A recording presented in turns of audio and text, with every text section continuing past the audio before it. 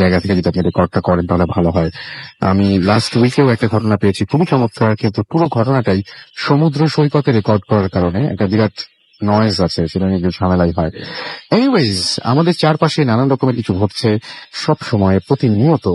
এবং আমি একটু আগেই একটা ঘটনা শুনছিলাম, আমাদের প্রথম অতিথি সেই ঘটনাটাই বলবেন। ঘটনাটি পুরান ঢাকা থেকে নিয়ে এসছে এবং একটা জায়গার ঘটনা, কোন একটা কলোনির ঘটনা। আপনার নামটা একটু প্লিজ বলবেন সবাইকে। Hello everyone, this is Sudipta. আসলে ইনফ্যাক্ট আজকে আসছি ঘোড়াশাল থেকে। আপনি ঘোড়াশাল থেকে এসেছিলেন? আপনার ঘটনাটা নিশ্চয়ই ঘোড়াশালের, না? হ্যাঁ, ঘোড়াশাল সরকারি কলোনির। ওকে, শুনি। আচ্ছা, তো ঘটনাটা সেপ্টেম্বর মাসের। ঘটনাটা যে ফ্যামিলির সাথে ঘটে ও 5 জন ফ্যামিলি মেম্বার। তো সবচেয়ে ছোট যে ছেলেটা, তো ওই ফ্যামিলি মেম্বারের মধ্যে বড় ভাই, বড় আপু এবং সেই ছোট ছেলে। তো ছেলেটির নাম শাওন। তো ঘটনার শুরুতে একটু বলে নেই যে শাওন ছেলেটা খুবই মিক মাইন্ডেড। সে মানে খুব কম কথা বলে, সবার সাথে মিশলেও সে খুব লিমিটেড ভাবে বাইরে যায়, সে খেলাধুলা করে অ্যাজ ইউজুয়াল, খুব নর্মাল। তো ছোটবেলা থেকে ও একটু ভীতু প্রকৃতির ছিল, যে সন্ধ্যাবেলা দেখা যায় যে খেলতে গেলে যখন সন্ধ্যা হয় তখন বাসায় উঠতে গেলে ওর মাকে ডাক দেয় সিঁড়ির থেকে, যে মা এসে বাসায় নিয়ে যাও। তো ঘটনা যেদিন, ওই দিন রাত্রে একটা ফ্যামিলি অ্যাজ ইউজুয়াল যেভাবে ঘুমায় রাত্রে 11:30 থেকে 12টা পর্যন্ত মধ্যে, তো আন্টি কি করে যে ওকে অ্যাজ ইউজুয়াল ওর বিছানা রেডি করে দিয়ে ঘুমাতে যেতে বলল। তো রাত্রেবেলা আন্টি জাস্ট ফিনিশিং এর জন্য একবার কিচেনে যায়।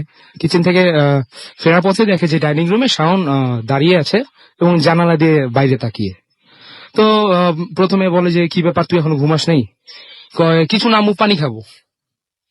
তো ঠিক আছে, তুই রুমে যা, আমি তোর জন্য পানি নিয়ে আসছি। তো আন্টি তার ছেলেকে রুমে পাঠায়। আন্টি এক মগ পানি নিয়েও যায় রুমে, শাওনকে দেয়, শাওন খায়।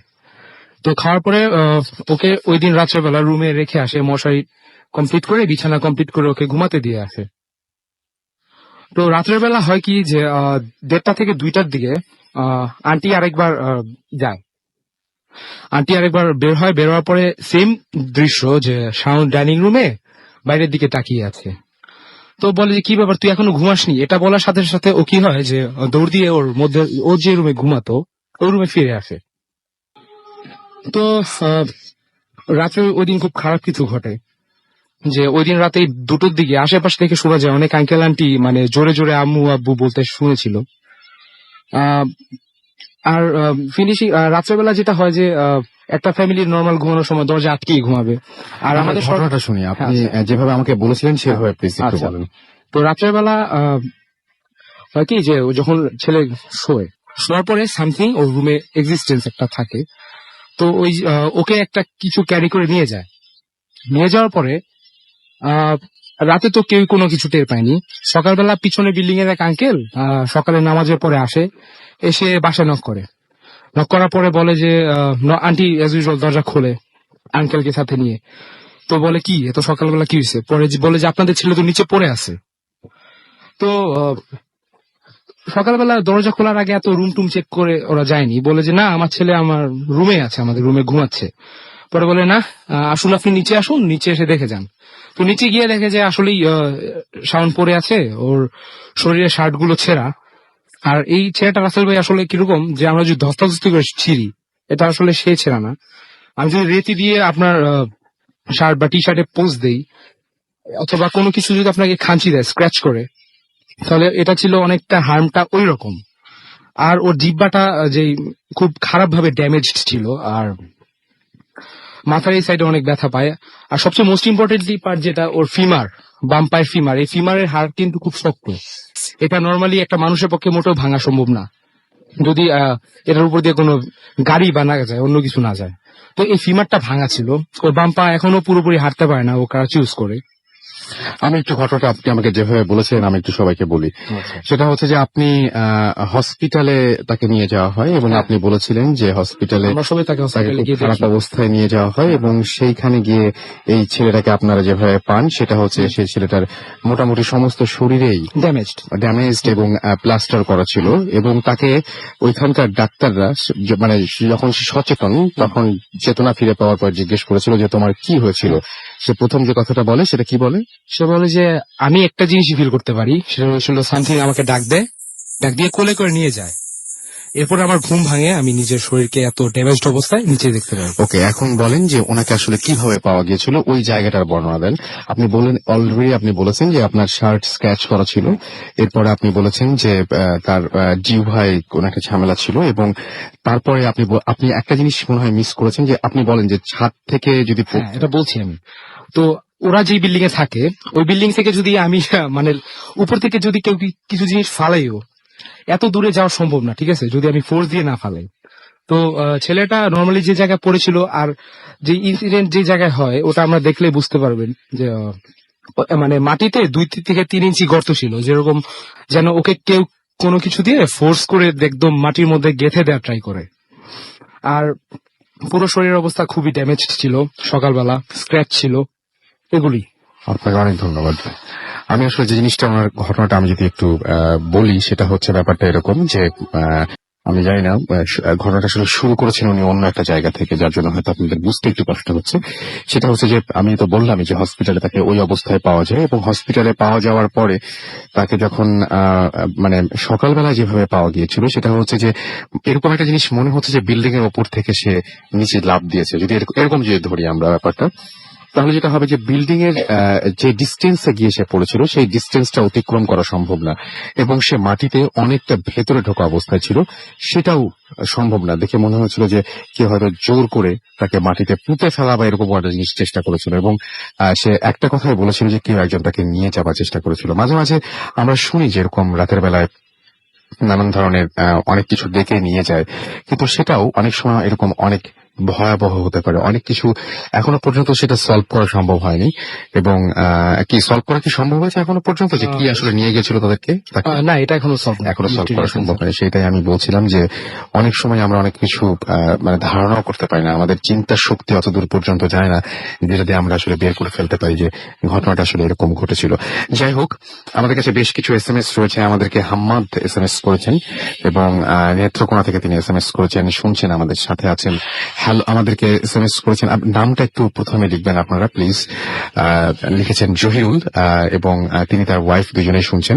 অনন্যা আমাদের শুনছেন, এবং আজকে তার বার্থডে, জন্মদিনের অনেক শুভেচ্ছা থাকলো। তন্ময় লিখেছেন, SMS করেছেন আমাদেরকে, এবং খুলনা থেকে আনোয়ার এবং তার তার ওয়াইফ আফরিন এগুলো তারা SMS করেন, আজকেও করেছেন।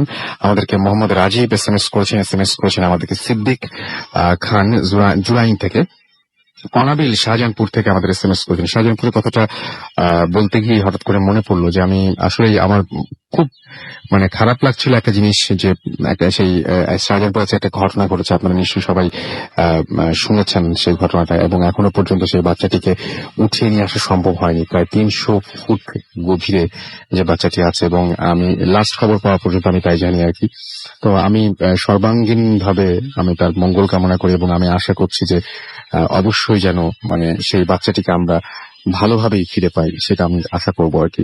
আমাদেরকে মাহবুব এবং মাহবুব আমাদেরকে মোহাম্মদপুর চিটাগং থেকে SMS করেছেন। তন্ময় রয় আমাদের SMS করেছেন বেইলি রোড থেকে। এছাড়াও শোয়েব আমাদের SMS করেছেন। জ্যাকলিন আমাদের যশোর থেকে SMS করেছেন। রাব্বি এবং সাগর আমাদের SMS করেছেন শুভ। এছাড়াও স্বপন আমাদের SMS করেছেন মোহাম্মদপুর থেকে। আরমান, রানা, মুফিদুল, চঞ্চল আমাদের শাকিল আমাদের SMS করেছেন আমাদেরকে দেখতে পাচ্ছি। এছাড়াও রাজীব আমাদেরকে SMS করেছেন দেখতে পাচ্ছি। কাশেম, SH আবরার আমাদের হাজারিবাগ থেকে SMS করেছেন আমাদেরকে। ইশরাক সহ আরো অনেকে।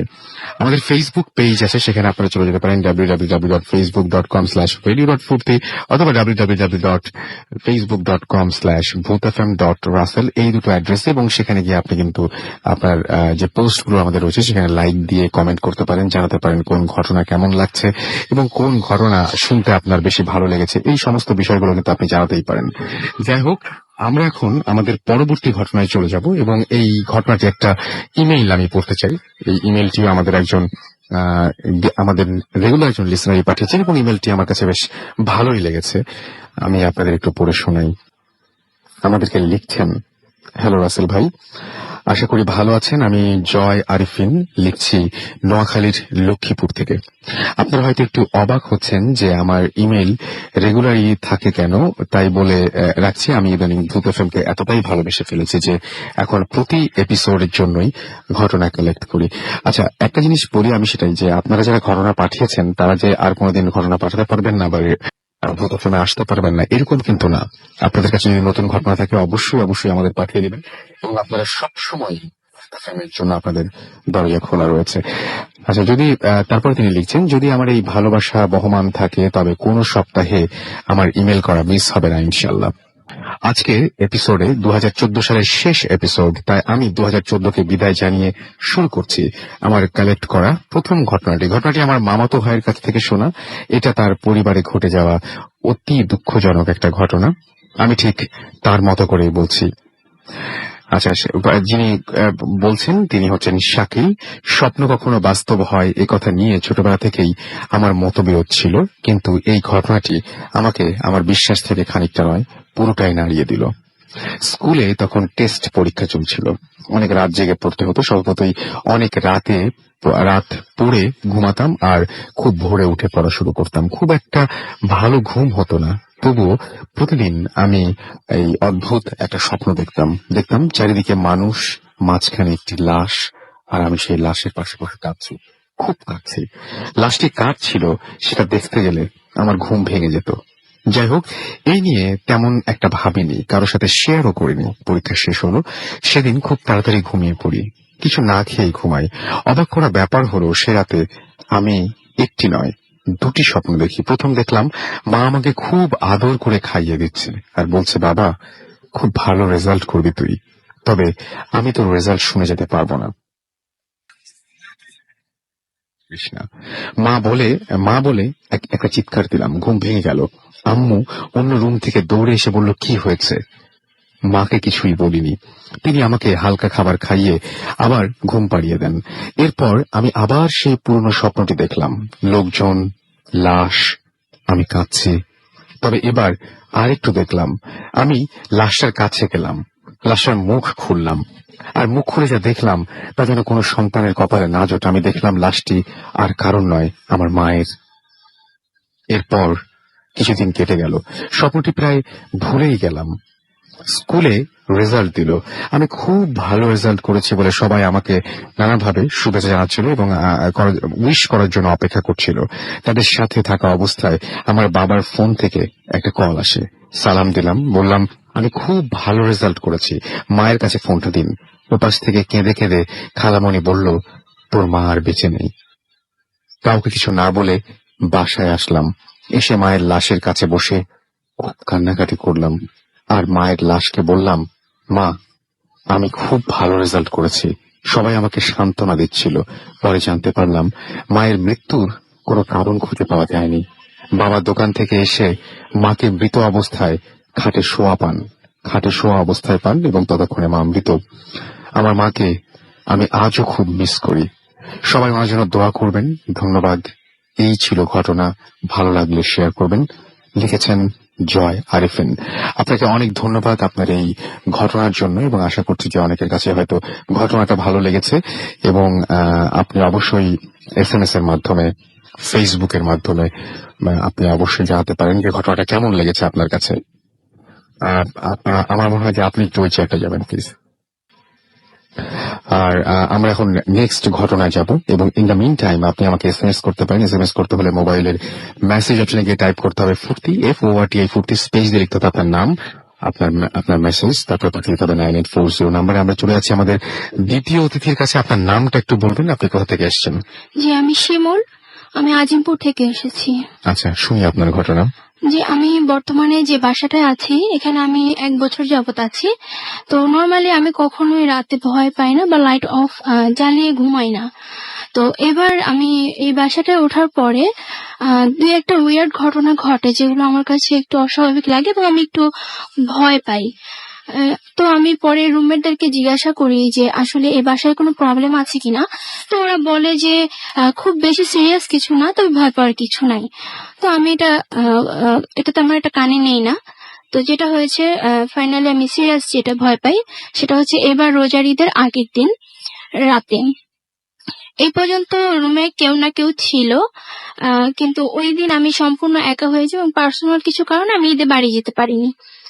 তো ওই দিন রাতে অ্যাজ ইউজুয়াল আমরা একটা কথা বলে রাখি যে আমরা সবসময় বাথরুমের লাইটটা জ্বালিয়ে ঘুমাই, কারণ আমাদের মেইন ডাউটটা হচ্ছে যে মেবি আমাদের বাথরুমটাতেই প্রবলেম, এই জন্য আমরা সবসময় বাথরুমের লাইটটা জ্বালিয়ে তারপরে ঘুমাতাম।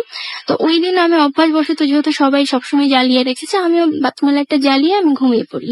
এবং আমি আরেকটা জিনিস বলে রাখি যে আমার যে বেডটা ওটা হচ্ছে আমি রুমে আরো আমার রুমমেটরা আছে, আমার বেডটা একটু এক সাইডে মানে রুমের মধ্যে একটু ছোট্ট একটা রুমের মতো, ওখানে আমার বেডটা। তো আমি আমার মতো লাইট বন্ধ করে শুধু বাথরুমের লাইটটা জ্বালিয়ে ঘুমিয়ে পড়ি। বাথরুমে একটা আবছা আলো ছিল। তো আনুমানিক রাত 2টা কি 3টার সময় হবে, আমি ঘুমের মধ্যে আমি দেখছি যে আমি ওখানেই ঘুমিয়ে আছি, মানে আমি স্বপ্নে ওটাই দেখছি। আমি যেখানে ঘুমাচ্ছি ওই জিনিসটাই আমি স্বপ্নে দেখছি যে আমি ঘুমাচ্ছি এবং আমার বাথরুমের যে লাইটটা সেই লাইটের আলোটা একটু কোনাকুনি ভাবে আমার রুমের দরজায় পড়ছে এবং এই আলোর মাঝখানে যদি কেউ এসে দাঁড়ায় তার একটা ছায়া পড়বে। আমি ঠিক সেটাই দেখছি যে 8-10 বছরের একটা ছেলে, হাফ প্যান্ট পরা ছেলেটা, তার পায়ের নিচের অংশটা দেখা যাচ্ছে, আমি শুধু তার পাটা দেখতে পাচ্ছি ছায়ার মধ্যে। তাকে আমি বাস্তবটা দেখিনি, শুধু ছায়াটাই দেখেছি এবং দেখছি আর আমার রুমের দরজাটা আমার মাথার কাছে। তো ছেলেটা আমাকে বলতেছে, এই তোমাদের বাথরুমটা কোন দিকে, এরকম 2-3 বার বলার পরে আমি জাস্ট ডিস্টার্ব হই যে আমাকে ঘুমের মধ্যে ভাঙালো। আমি বললাম যে তুমি এখানে কি করো, তুমি যাও ওদিকে আমাদের বাথরুম। আমি বাথরুমটা দেখিয়ে জাস্ট যেই আমি ওটা বলেছি ছেলেটা দৌড় দিয়ে চলে যায় এবং আমার ঘুমটা ভেঙে যায়। তো কিন্তু আমি ফিল করি যে এটা আমার স্বপ্ন ছিল না, আমি কথা বলেছি, আমার এরকম লেগেছে। কিন্তু তারপরেও আমি উঠেও না, আমার লাইটও জ্বালাই না, আমি খুব ঘুমিয়ে একটা গুরুত্ব দেন না। না ওই মুহূর্তে। এবং আমি সবার সাথে এটা শেয়ার করি যে দেখো আমি না এরকম একটু ভয় পাইছি, কিন্তু সবাই বলে না এটা স্বপ্ন, কেউ আমার এটা কোনো গুরুত্ব দেয়নি, আমিও ভেবেছি এটা স্বপ্ন। তো এই ঘটনার 1-1.5 মাস পরে আমি এখন যে বেডটায় আছি ওই বেডটা আগে একজন আপু থাকতো, তাকে আমি চিনি এবং তার বাসায় আমি যাই, সে বর্তমানে যেখানে আছে।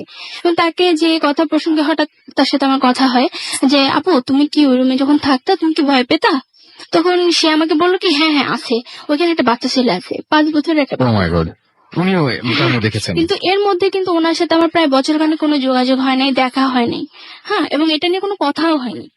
তো আমি বললাম যে তাই, আচ্ছা বলো তো তোমার সাথে কি হয়েছিল?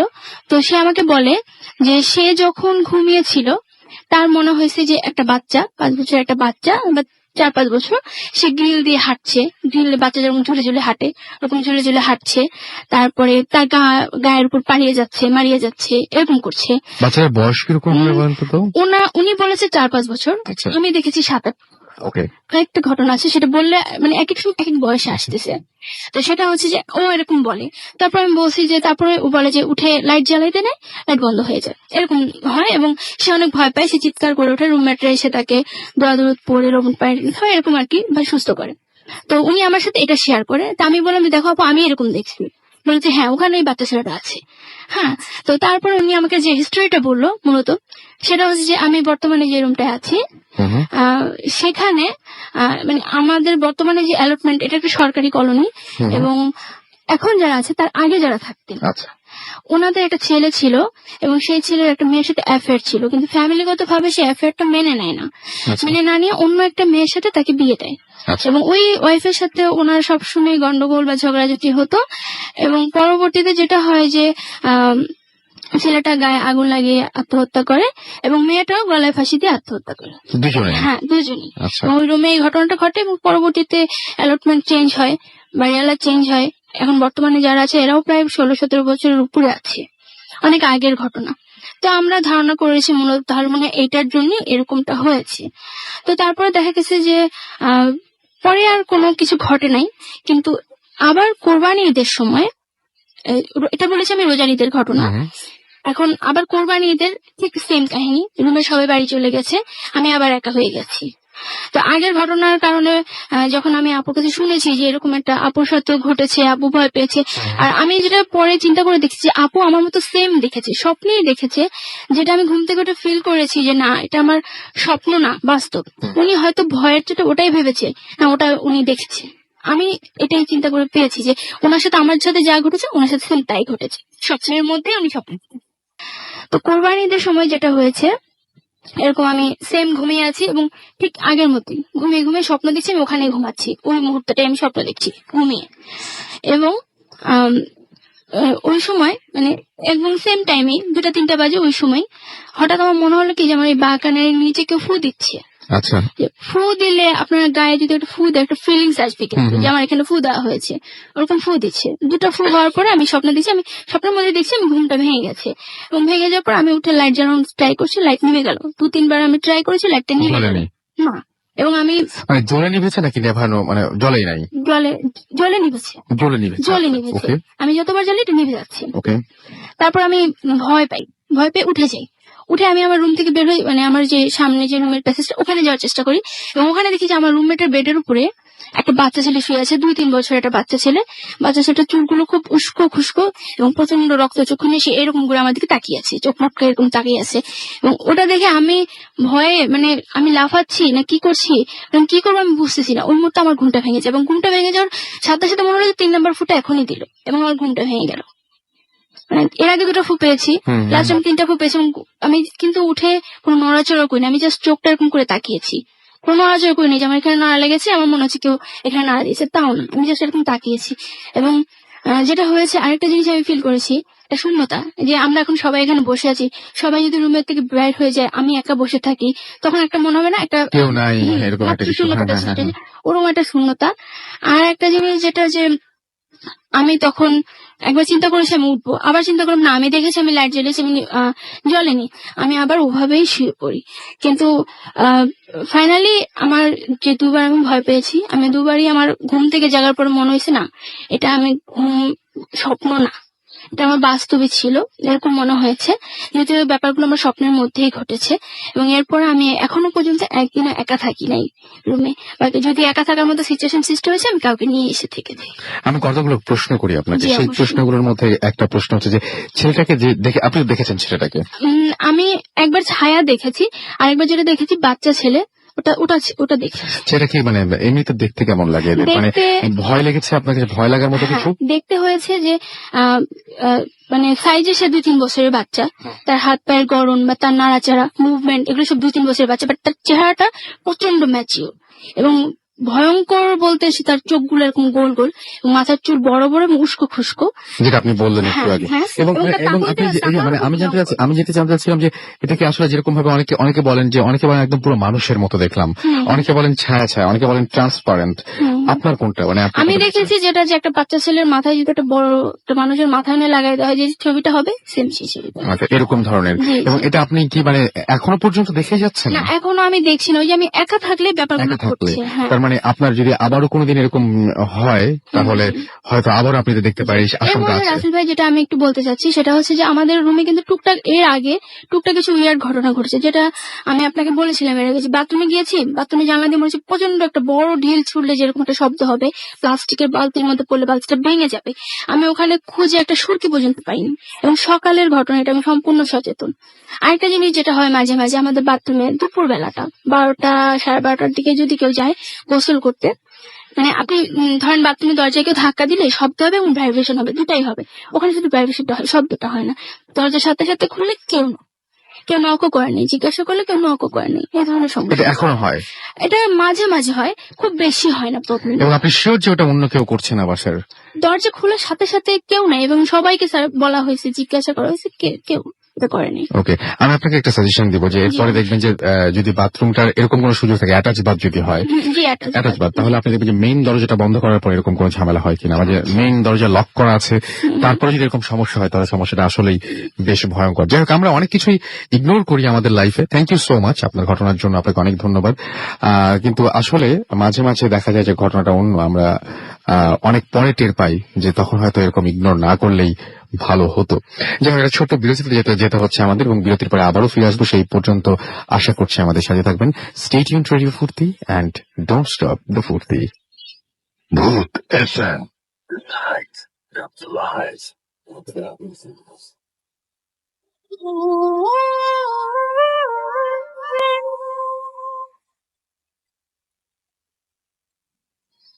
Welcome back. শুনছেন সবসময় রেডিও ফুর্তি 88.0 FM, বাংলাদেশের সর্ববৃহৎ রেডিও নেটওয়ার্ক। আমি রাসেল আছি সাথে, এবং চলছে ভূত এফএম। এবং আপনারা সবাই জানেন ভূত এফএম এখন অন্যরকম উইথ গ্রামীণ ফোন। আমি দেখতে পাচ্ছি ফেসবুকেও অনেকেই আমাদেরকে কমেন্ট করেছেন এখানে, এবং কমেন্ট এখানে অনেকেই আমাদের পোস্টের নিচে লাইকও দিয়েছেন। Thank you so much. আমাদেরকে লিখেছেন বোরহান উদ্দিন লিখেছেন ভালো হচ্ছে। আমাদেরকে কামরুজ্জামান রিফাত লিখেছেন ভালো লাগলো। মামুন রশিদ লিখেছেন আই লাভ ভূত এফএম। আমাদেরকে এছাড়াও দেখতে পাচ্ছি লিখেছেন যে ভালো লাগছে ভূত এফএম। কাজী নাফিস ফুয়াদ, এছাড়াও আমাদেরকে রনিও দাস এখানে লিখেছেন যে কলকাতা থেকে লাইভ অ্যাপে তিনি শুনছেন, এবং আপনাকে অনেক অনেক ধন্যবাদ যে আপনি আমাদের সাথে রয়েছেন। এছাড়াও আমাদেরকে দেখতে পাচ্ছি যে আরো অনেকে এখানে লিখেছেন। সুমন আহমেদ লিখেছেন গুড মর্নিং, গুড আচ্ছা ভূত এফএম তিনি লিখেছেন কি ভূত এফএম ভালো লাগছে তার কাছে, সেটা তিনি লিখেছেন আর কি। এছাড়াও দেখতে পাচ্ছি যে আরো অনেকেই আমাদের লিখেছেন। এমডি নীরব খান আমাদেরকে এখানে এসএমএস করেছেন, এবং তিনিও লিখেছেন তার কাছে ভালো লাগছে। আমাদেরকে এমডি তারিকুল ইসলাম লিখেছেন নতুন বছরের শুভেচ্ছা। এগুলো সব ভূত এফএম এর আমার যে পেজটা রয়েছে সেখানে। এবং এছাড়াও দেখতে পাচ্ছি যে ফুর্তি পেজে লিখছেন নীল সীমান্ত লিখেছেন যে কানে হেডফোন লাগিয়ে তিনি শুনছেন, এবং আমাদেরকে জুবায়ের অমি লিখেছেন এটা তার সেকেন্ড এসএমএস। প্লিজ এসএমএসটা পড়েন। কোথায় ভাইয়া? ডেফিনেটলি আপনার এসএমএস পেলে আমি পড়বো। এছাড়াও আমাদেরকে এমডি আরিফ লিখেছেন যে সেকেন্ড স্টোরিটা তাকে অনেক ইমোশনাল করে দিয়েছে। আমাদেরকে মেহেদি হাসান লিখেছেন যে রুমে একা খুব ভয় পেয়েছেন তিনি। এছাড়াও এসএমএস করছেন অনেকেই, আমাদেরকে এসএমএস করছেন দেখতে পাচ্ছি ফারুক শান্তিবাগ চট্টগ্রাম থেকে। এছাড়াও রাইম আমাদের এসএমএস করেছেন, এবং তিনি বলছেন সেকেন্ড স্টোরি ওয়াজ নাইস, এবং তিনি প্রথম শুনছেন। আচ্ছা, আমাদেরকে এছাড়াও দেখতে পাচ্ছি আমাদেরকে এছাড়াও তুর্য এসএমএস করেছেন স্টেশন রোড তেজগাঁ থেকে। এছাড়া আমাদেরকে আবির টাঙ্গাইল থেকে এসএমএস করেছেন। আমাদেরকে দেখতে পাচ্ছি শাওন নাটোর থেকে। এছাড়াও স্নিগ্ধা ধামরাই থেকে আমাদের এসএমএস করেছেন। সুস্মিতা বড়ুয়া আমাদের এসএমএস করেছেন বিআই স্কুল থেকে। এছাড়া আমাদের এসএমএস করেছেন সুমন জ্যাকসন হাসনাবাদ থেকে। আমাদেরকে আরো অনেকে এসএমএস করছেন।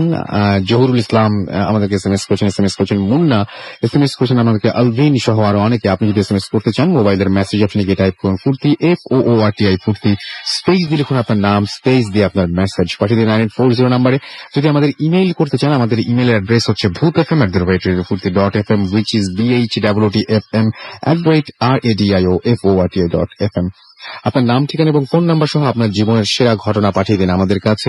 অবশ্যই শুরুতে উল্লেখ করুন যে ঘটনাটি আপনি স্টুডিওতে এসে শেয়ার করতে চান নাকি আপনি চান ঘটনাটা আমরা পড়ে শোনাবো। যারা ফেসবুকে আমাদের সাথে কানেক্টেড থাকতে চান তারা চলে যান www.facebook.com/radiofurti, www.facebook.com/bhootfm.russell। আমার নামের স্পেলিং হচ্ছে RUSSELL।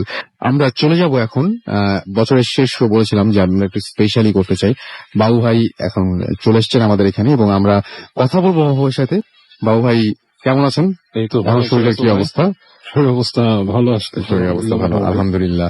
আমরা চলে যাই ঘটনায়। একটা খুব ভয়ঙ্কর ঘটনা দিয়ে আজকে শুরু করি। হ্যাঁ রাসেল ভাই, এই ঘটনাটা যে আপনি অসীমকে ফোন করলে এর মধ্যেই একজনের সাথে দেখা হলো। উনি অনেকদিন আগে ওনার সাথে আমার পরিচয় ছিল আর কি, আমার মামাদের সাথে আর কি চলাফেরা করতো। মন্টু ওনার নাম ছিল। তো ওনার সাথে দেখা হওয়ার পর উনি কথায় কথা বলছে যে ভূত এফএম এ নাকি তুমি যাও শুনলাম। আমি বললাম জি যাই। তো বলে ভূতের কাহিনী টাহিনী এগুলা কি, কত কাহিনী আছে, এটা আর বলার কি আছে, এটা কি? আমি বললাম যে আসলে যে অনেকে শুনতে চায়। তো বললো আমার কাছে কাহিনী আছে, নিও তুমি। কি কাহিনী? বলে আমার নিজের কাহিনী। তো যাক, ওনার কাছে মানে জিজ্ঞেস করলাম যে কি কাহিনীটা বলেন। তো উনি বললো কাহিনী, ওনার নিজের কাহিনী। এটা 1984-85 সাল এরকম সময়কার। তো উনি মিরপুরে, ওনার থাকতেন মিরপুরে আর কি। আচ্ছা, 14 নম্বরে এখানে। তো উনি চলাফেরা করতেন রাতে, আড্ডাবাজি করতেন। মানে তখন হয়তো ওনাদের স্কুল লাইফ শেষ হয়েছে রাতে, এবং বেশ দুরন্ত ছিলেন ওনারা মানে তখনকার সময়টা দুরন্তপনাটা বেশি ছিল এখনকার থেকে। তো এদিক ওদিক কাটাতেন, মিরপুরে বিভিন্ন এলাকায় ঘোরাফেরা করতেন। তো একদিন উনি এরকম গভীর রাতে একটা জায়গা দিয়ে আসছেন মিরপুরে, ওখানে একটা দাওয়াত ছিল না, একটা ফ্রেন্ডের বড় ভাই বিয়ে, ওটা খেয়ে উনি ফেরত আসছেন। তো যে এলাকার ভিতর দিয়ে আসছেন সেটা প্রসিদ্ধ এলাকা, মিরপুরে অনেক মানুষই ওখানে রাত বেলা খুব একটা চলাফেরা করে না। এখন নাকি অনেকটাই উন্নত হয়েছে। উনি বললো যে এখন ওখানে মানে চলাফেরা কিছু মানুষ করে, বাট একটা সময় করতো না, সন্ধ্যার পর এড়িয়ে যেত বিভিন্ন কারণে। আচ্ছা, ভৌতিক কারণ, আর ওখানে মানে একটু মানে ক্রাইম রেটও বেশি ছিল। কিন্তু ভৌতিক কারণটাও একটা কারণ ছিল আর কি ওখানে। কারণ মিরপুরে নাকি অনেক বদ্ধভূমি টুমিও ছিল। তো যাই হোক, ওখান থেকে আসছেন রাতের বেলা, গভীর রাত, প্রায় 10টা-11টা বাজে। তো ওই সময় 10টা-11টা ওই যে রাস্তার জন্য অনেক রাত। অনেক রাত। তো যখন আসছেন, ওনার বেশ সাহসী মানুষ, একলা একলাই আসছেন। আস্তে আস্তে এক জায়গায় ওনার একটু মানে মানে আর কি আপনার প্রকৃতির ডাকে সাড়া দিচ্ছে, মানে ওনার হয় প্রেশার হয়। তো উনি ওই হেঁটে কোথায় যাবে চেষ্টা চিন্তা করলো যে রাস্তার পাশে একটা পুকুর ছিল, বড় পুকুর, এবং ওই পুকুরটাকে ওইখানকার মানুষ খুব এড়ায় চলে আর কি। তো উনি জানে পুকুরটার সম্বন্ধে এসে, তো চিন্তা করে ভূত প্রেত এগুলা কি, মানে পুরোটা গায়ে মাখে না। যদিও ওখানে কিন্তু আমি পার্সোনালি জানি যে 80-র দশকে মিরপুর, শেওড়াপাড়া, ইব্রাহিমপুর এসব এলাকায় যারা থাকতো তারা ভূত জিনিসটাকে খুব বেশি রকম বিশ্বাস করতো। কারণ আমার নানার বাড়ি অনেকেই অনেক ধরনের এরকম এক্সপিরিয়েন্স হ্যাঁ। আছে। আমার নানার বাড়ি ওখানে, এবং ওখানকার মানুষজন তখন অনেকেই বিশ্বাস করতো বিভিন্ন জিনিস। আমি নিজেই অনেক মিথ জানি ওখানে। আচ্ছা, তো যাই হোক, উনিও ওই পুকুর সম্বন্ধে কিছু মিথ জানে, উনি গায়ে মাখে নেই। উনি ওই পুকুরের পাড়ে এক জায়গায় যে উনি ওনার মতো আর কি কাজ সারছেন। তো যখন কাজ সারছেন, উনি হঠাৎ করে ফিল করে যে ওনার ঘাড়ের মধ্যে একটু নিঃশ্বাস ফেললো, বেশ গরম নিঃশ্বাস। তো উনি ঝুট করে পেছন ফিরে তাকায় যে কোনো মানুষ কেউ কেউ নাই, কোনো মানুষ নেই। এবং উনি যখন তাকাইছে, উনি ডান দিকে তাকাইছে, ঠিক একই সময় বাম দিকে ওনার কাঁধের মধ্যে মনে হলো কেউ মানে মানে কোনো কিছু ডাবাই দিছে, মানে ধারালো কোনো কম্পাস বা কিছু দিয়ে যদি ছুরি দিয়ে কেউ খোঁচা দেয়, জাস্ট লাইক দ্যাট, এবং মনে হলো চিড়ে দিল ডাবাই দিয়ে কিছুটা। তো জ্বলে উঠছে, উনি তাড়াতাড়ি তাকায় হাত দিয়ে এরকম করছে, হাত দিয়ে ধরছে। তো ধরে দেখে যে ওই জায়গা দিয়ে রক্ত বেরোচ্ছে ওনার, বাট কেউ নাই, কিছু নাই। Excuse me. উনি একটু ভয় পায় যে কি ব্যাপার, সাপ টাপ কিছু কিনা। চিন্তা করে সাপ এরকম বেয়ে এই পর্যন্ত উঠবে, আমি তো টের পাবো। তো উনি খুব ভয় পায়। উনি মানে ভৌতিক ব্যাপারে ভয় পায় না, উনি ভয় পায় যে কি কোনো ব্যাপার, ধরনের কোনো কোন পোকামাকড় কিনা। পোকামাকড়। তো উনি ওটা রাব করতে থাকে এবং শার্ট দিয়ে ওই জায়গাটা চেপে ধরে। তো এই সময় উনি দেখে ঠিক পুকুরের উপর দিয়ে, ওই যে পুকুরটার ঠিক মাঝামাঝি সাইড থেকে কিছু একটা ভেসে চলে যাচ্ছে। যেটা যাচ্ছে ভেসে, সেটার শেপ হবে 3-4 ফিট উচ্চতা, এবং মানে ঠিক জমাট বাঁধা একটা অন্ধকারের মতো। জমাট বাঁধা বলতেছে যে, খুব অদ্ভুত, কিন্তু মানে হ্যাঁ। বর্ণনাটা খুব অদ্ভুত। বলতেছে অন্ধকারটাকে যদি খুব জমাট বাঁধা দাও কোথাও, মানে অন্ধকারের ভেতর অন্ধকার। হ্যাঁ, মানে মনে হচ্ছে একটু বেশি কালো, একটু বেশি বেশি কালো, হ্যাঁ, হ্যাঁ। এবং ওইটা যে একটা আলাদা কিছু, ওইটা বোঝা যাচ্ছে। এবং সেটা পুকুরের উপর দিয়ে ভেসে ভেসে যাচ্ছে, মানে পানির থেকে প্রায় 1 ফিট উপরে এরকম হবে। তার মানে চারপাশে যেটুকু আলো আছে সেই আলোতে ওই অন্ধকারটাকে আলাদা করা দেখা যায়। যাচ্ছে, মনে হচ্ছে আলো আলো দিয়ে অন্ধকারটাকে দেখা যাচ্ছে, অন্ধকারটা একটা সে। আর উনি তখন খেয়াল করলো ওটা মেঘের মতো আর কি, যেখান দিয়ে যাচ্ছে সেই জায়গার ওই পাশের আলো দেখা যাচ্ছে না। আচ্ছা, আচ্ছা, আচ্ছা, আচ্ছা। হ্যাঁ, মানে হালকা ছোটখাটো দুই একটা আলো, ট্রান্সপারেন্ট না। ট্রান্সপারেন্ট না। তো উনি দেখে বেশ ভয় পেয়ে যায়, কারণ ওটা একটা সত্তা। ওটা ঠিক পুকুরটা পার হয়ে অনেকখানি চলে গেছে, তারপর উনি দেখো সার্কেল করে আবার ওটা আসছে ওনার দিকে, মানে ব্যাক করে আসতেছে। তখন ওনার শরীরে সব লোম দাঁড়ায় যায়, উনি মানে বুঝতে পারেন জিনিসটা কি। তো উনি করে কি, ঘুরে হাঁটা শুরু করে, মানে অপোজিট রাস্তায় যাওয়ার জন্য। এবং কিছু দূর হেঁটে উনি পেছন ফিরে, যেটা নাকি স্বাভাবিক ভাবে মানুষ করে। তো দেখে যে ওই ছায়াটা পুকুর পার হয়ে গেছে এবং আসছে, কিন্তু ওদিক দিয়ে আসছে। উনি আরো জোরে হাঁটা শুরু করেন, এবং মানে তখন পর্যন্ত ওনার ভিতরে এমন জিনিস ছিল যে উনি ওই তখন পর্যন্ত এই দোয়া দুরুদ পড়ার মানুষ না আর কি। আচ্ছা, হ্যাঁ, সে হেঁটে দ্রুত পার হচ্ছে ওখান থেকে। তো হাঁটতে হাঁটতে হাঁটতে একসময় সে ওই মেইন রোডে চলে আসে, এবং মেইন রোডে এসে উনি ডানে বামে তাকায়, পেছনে তাকায়, কিছুই দেখে না, কিছুই নেই আশেপাশে, মানে উনি একলাই। তো উনি দেখে ওনার ঘাম টাম বের হয়ে গেছে, ঠান্ডার সময় তারপরও। তো উনি তারপরও হাঁটে আর কি, হেঁটে হেঁটে ওই ওনাদের 14 নম্বর ওখান দিয়ে আসে। এসে যখন উনি 14 নম্বর দিয়ে ঢোকে, ওই মানে ওনাদের যে রাস্তাটা আপনার ভেতর, ওখান দিয়ে ঢোকার সময় ওনার কাছে কেমন যেন একটু অ্যাবনর্মাল লাগে সবকিছু, মানে ঠিক নর্মালি যেরকম দেখে সেরকম না। মানে উনি কলোনিতে থাকতো ওনারা, তো কলোনির কাছে যখন যাচ্ছে মনে হচ্ছে যে এই শীতের মধ্যেও অনেক বেশ বাতাস হচ্ছে। ওনার বাসার আশেপাশে কিছু গাছগাছালি ছিল, সেগুলো নড়ছে। তারপর তরকারির সবজির গাছ ছিল, সেগুলো নড়তেছে, মানে বাতাসে নড়তেছে। বেশ ভয় পায় উনি। তো উনি ওনাদের বাসায় চলে আসে, গেটে এসে কাউকে জাগাতো না, রাত গভীর রাত, মানে হচ্ছে বাবা টাবার রাগ করতো। উনি বাসায় ঢুকে যায় আর কি। ঢুকে যে ওনার যে শোবার জায়গাটা ছিল, সেটা ছিল ওনাদের বাসার গেটের সামনে একটা জায়গা, মানে একটা চৌকির মতো পাতা ছিল আর ভেতরে। রুমের ভেতর উনি থাকতো না, ফ্যামিলি মেম্বার অনেক ছিল। তো উনি চুপচাপ নিজের জায়গায় উনি সেটেল হয়ে যান, রাত্রে শুয়ে পড়েন। তো উনি যখন শুয়ে পড়ে, উনি প্রায় ঘুমের মতো অবস্থা, ঘুমিয়ে গেছে। এই সময় হঠাৎ করে ওনার মনে হয় যে ঘুমের মধ্যে থেকে মনে হয় শব্দ হচ্ছে একটা কেমন। তো উনি তাকায় ঘুমের আর ফুটখাট একটা শব্দ আসছে, তাকায় দেখে কেউ নাই। তখন উনি হঠাৎ খেয়াল করে আচ্ছা অন্ধকারে ওনার যে জায়গাটা উনি শুয়ে আছে তার সামনে মানে বারান্দা ছিল জি, তাকে বারান্দার মধ্যে ওরকম ঠিক জমাট বাঁধা অন্ধকার, ওই অন্ধকারটা এবং ওই মানে অন্ধকারটা বাইরের যে আর্চ লাইট, যেটা লাইটটাকে ব্লক করে রাখছে। ওয়াও, ভয়াবহ ব্যাপার। কিছুটা দাঁড়ায় আছে ওখানে। তো উনি তখন খুব ভয় পায় এবং ওই সময় উনি নিজের অজান্তেই দোয়া পড়েন। তো দোয়া পড়েন এবং চোখ বন্ধ করেন, আবার তাকান। তো একটু পরে উনি মনে করেন যে মানে ওনার একটু ধাতস্থ হয়, আবার তাকায় দেখে কিছু নাই। তো উনি ঘুমানোর চেষ্টা করে, চোখ বন্ধ করে শুয়ে থাকে। তার কিছুক্ষণ পর যেটা হয়, সে মানে এটাতে খুব ভয় পেয়ে যায়। উনি ফিল করে খুব ঠান্ডা কিছু একটা ওনার কপালে টাচ করতেছে। তো উনি ফট করে হাত দিয়ে ধরার চেষ্টা করেন যে কি জিনিসটা।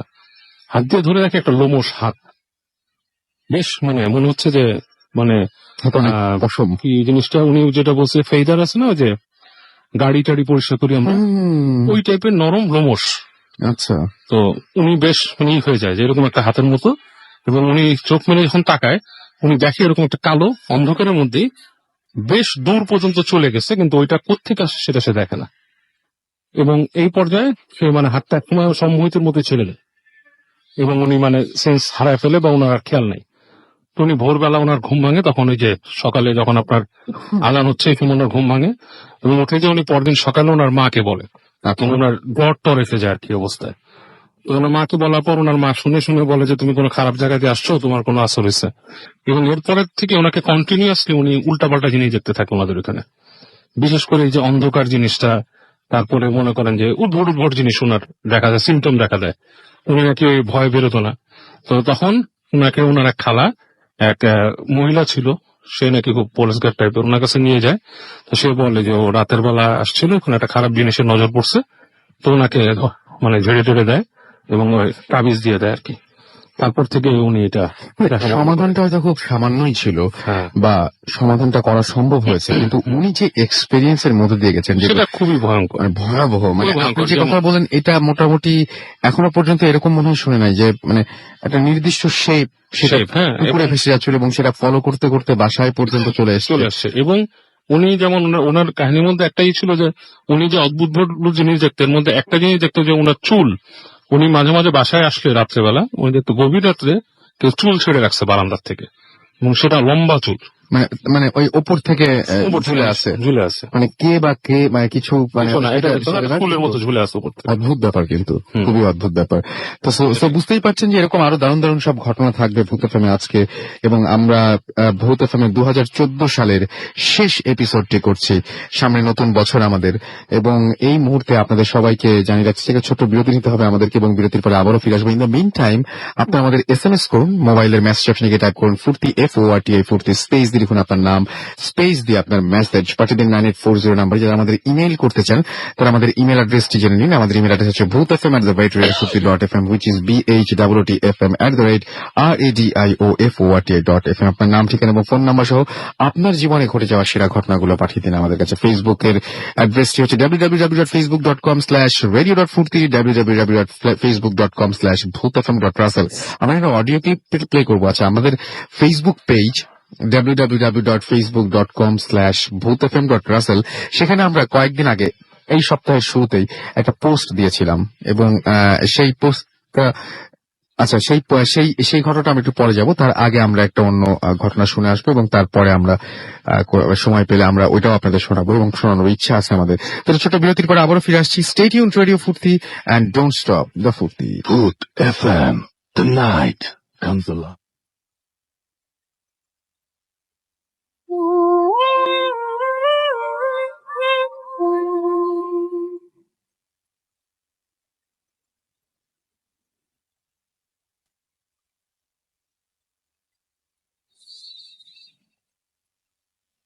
আসসালামু আলাইকুম রাসেল ভাই, আমি খুলনা থেকে নাফিস বলছি। ঘটনা চলে যাচ্ছি। এই ঘটনাটি আমার এক কলিগের এলাকায় ঘটেছিল। তো ওনার জীবনে যে ঘটনাটি ঘটেছিল এটা আসলে আমার কাছে আনএক্সপেক্টেড ছিল। আমি ওনাকে বারবার আসলে একটা কারণে বারবার একই প্রশ্ন করতাম যে ভাই আপনি লিফটে কেন উঠতে ভয় পান। উনি প্রচন্ড ভয় পেতেন লিফটে উঠতে, কখনো লিফট প্রেফারই করতেন না। 6 তলা, 7 তলা, 10 তলা ওনার সাথে আমার প্রায় দিনই হেঁটে উঠতে হতো। তো আমি বেশ বিরক্ত ছিলাম ব্যাপারটা নিয়ে, যে আসলে মানে এইভাবে যদি হেঁটে হেঁটে উঠতে হয় এত দূর, আসলে বেশ কষ্টকর।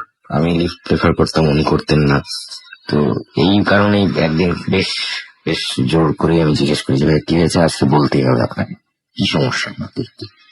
তো উনি আমাকে একটা কথাই বলেন যে আসলে এই ঘটনাটা আমি খুব বেশি মানুষের সাথে শেয়ার করিনি, তো আপনার কাছে করছি যেহেতু আপনি আমার সাথে কাজ করছেন, একসাথে কাজ করতে হয়, তো আজকে আপনি শুনেন। তো ওই দিনকে উনি আমাকে ঘটনাটি বললেন। ঘটনাটি হলো উনি তখন একটা এক্সপোর্ট ওরিয়েন্টেড ফার্মে কাজ করতেন এবং মতিঝিল একটা বিল্ডিং ওনাকে প্রায় যেতে হতো। এবং এই বিল্ডিংটাতে উনি মানে ওনার কাজই ছিল যে ডকুমেন্টস যেগুলো আর কি প্রয়োজন সেগুলো সন্ধ্যার দিকে রেডি হবে এবং উনি ওটা 6টা, 6:30টার দিকে নিয়ে একবার অফিসে ঢুকতেন, বাদ বাকি কাজগুলো করতেন। তো এরকমই একদিন থার্সডেতে উনি ওই বিল্ডিং এ গিয়েছিলেন এবং ওটা শীতকাল হওয়াতে মানে শীতকাল হওয়াতে যেহেতু সন্ধ্যা আগে আগে হয়ে যায়, আর থার্সডে ছিল, লোক সমাগম বেশ কম ছিল। উনি ওখানে যাওয়ার পরে উনি লিফটে দেখলেন লিফটের কোনো অপারেটর নেই এবং উনি একা একে উঠে গেলেন। লিফটটা পুরোটাই ফাঁকা ছিল।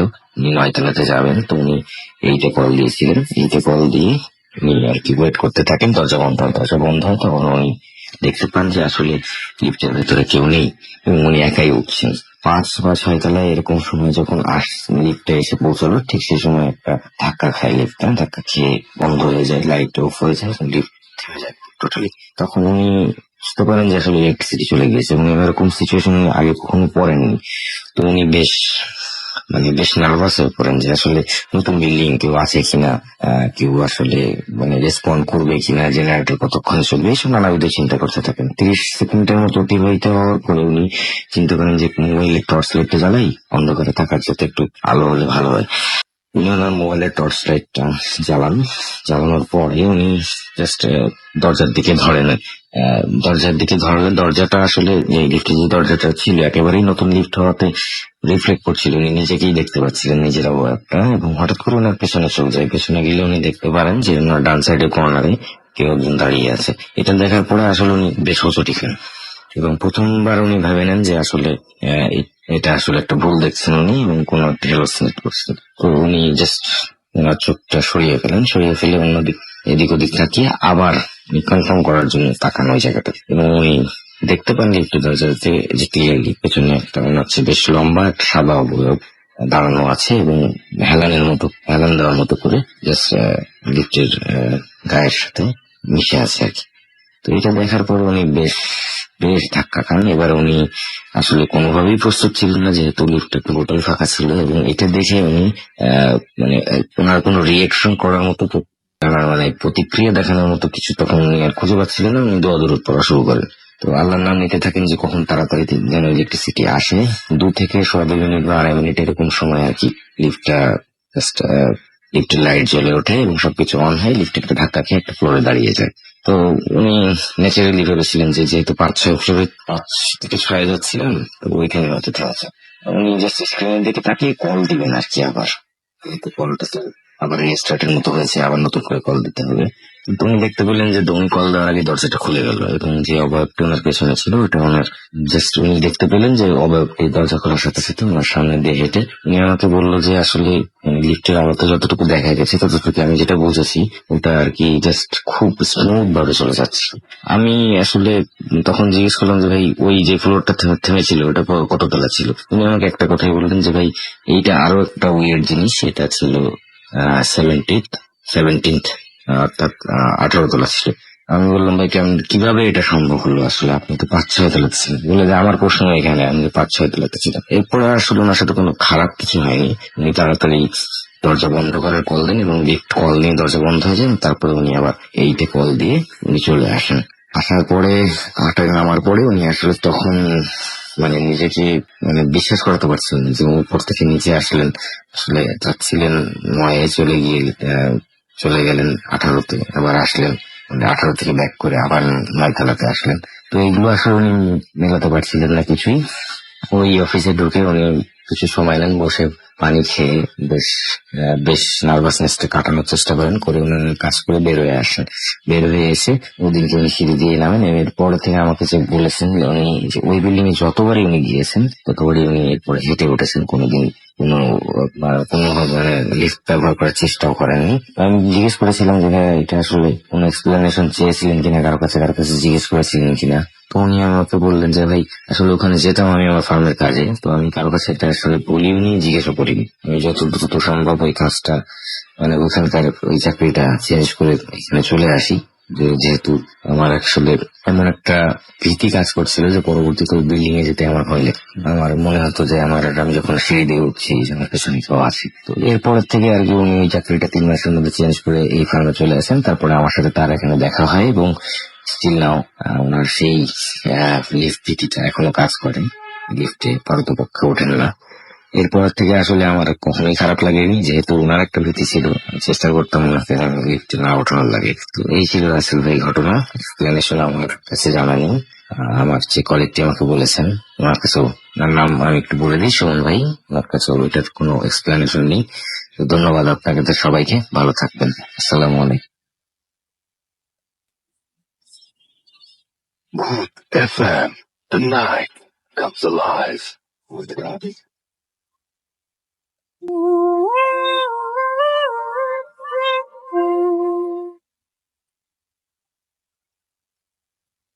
এখন এই ঘটনা শোনার পরে মনে হচ্ছে যে নতুন বছরের রেজুলেশন হবে হচ্ছে লিফটে না উঠে আমরা নিজেরাই মানে কি বলবো পায়ে পায়ে সিঁড়ি ভাঙবো, এরকম একটা কিছু হতে পারে। যাই হোক, শুনছেন সবসময় রেডিও ফুর্তি, চলছে ভূত এফএম। আর ভূত এফএম এখন অন্যরকম ওই গ্রামীণ ফোন, আপনারা সবাই জানেন। আমার সাথে রয়েছে মাসুম, আমি রাস্তার আছি সাথে, এবং আজকে অতিথিরা তো আছেনই আমাদের সাথে।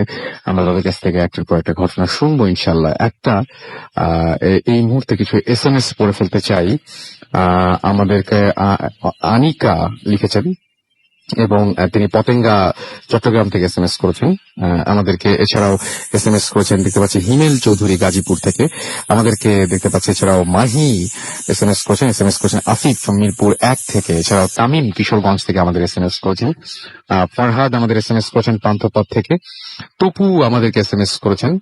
আচ্ছা, ফরহাদ আবার লিখছেন ভালো লাগছে SMS টা দেখে, জন্য বললাম যে ভূতফান দিন দিন ভয় বেশি লাগছে। আমরা চেষ্টা করছি আসলে নতুন নতুন ভাবে মানে আমরা নানান রকমের এক্সপেরিমেন্ট করছি এবং আমরা সত্যিই কষ্ট করছি, চেষ্টা করছি আপনাদের জন্য ভালো ভালো কিছু উপহার দিতে।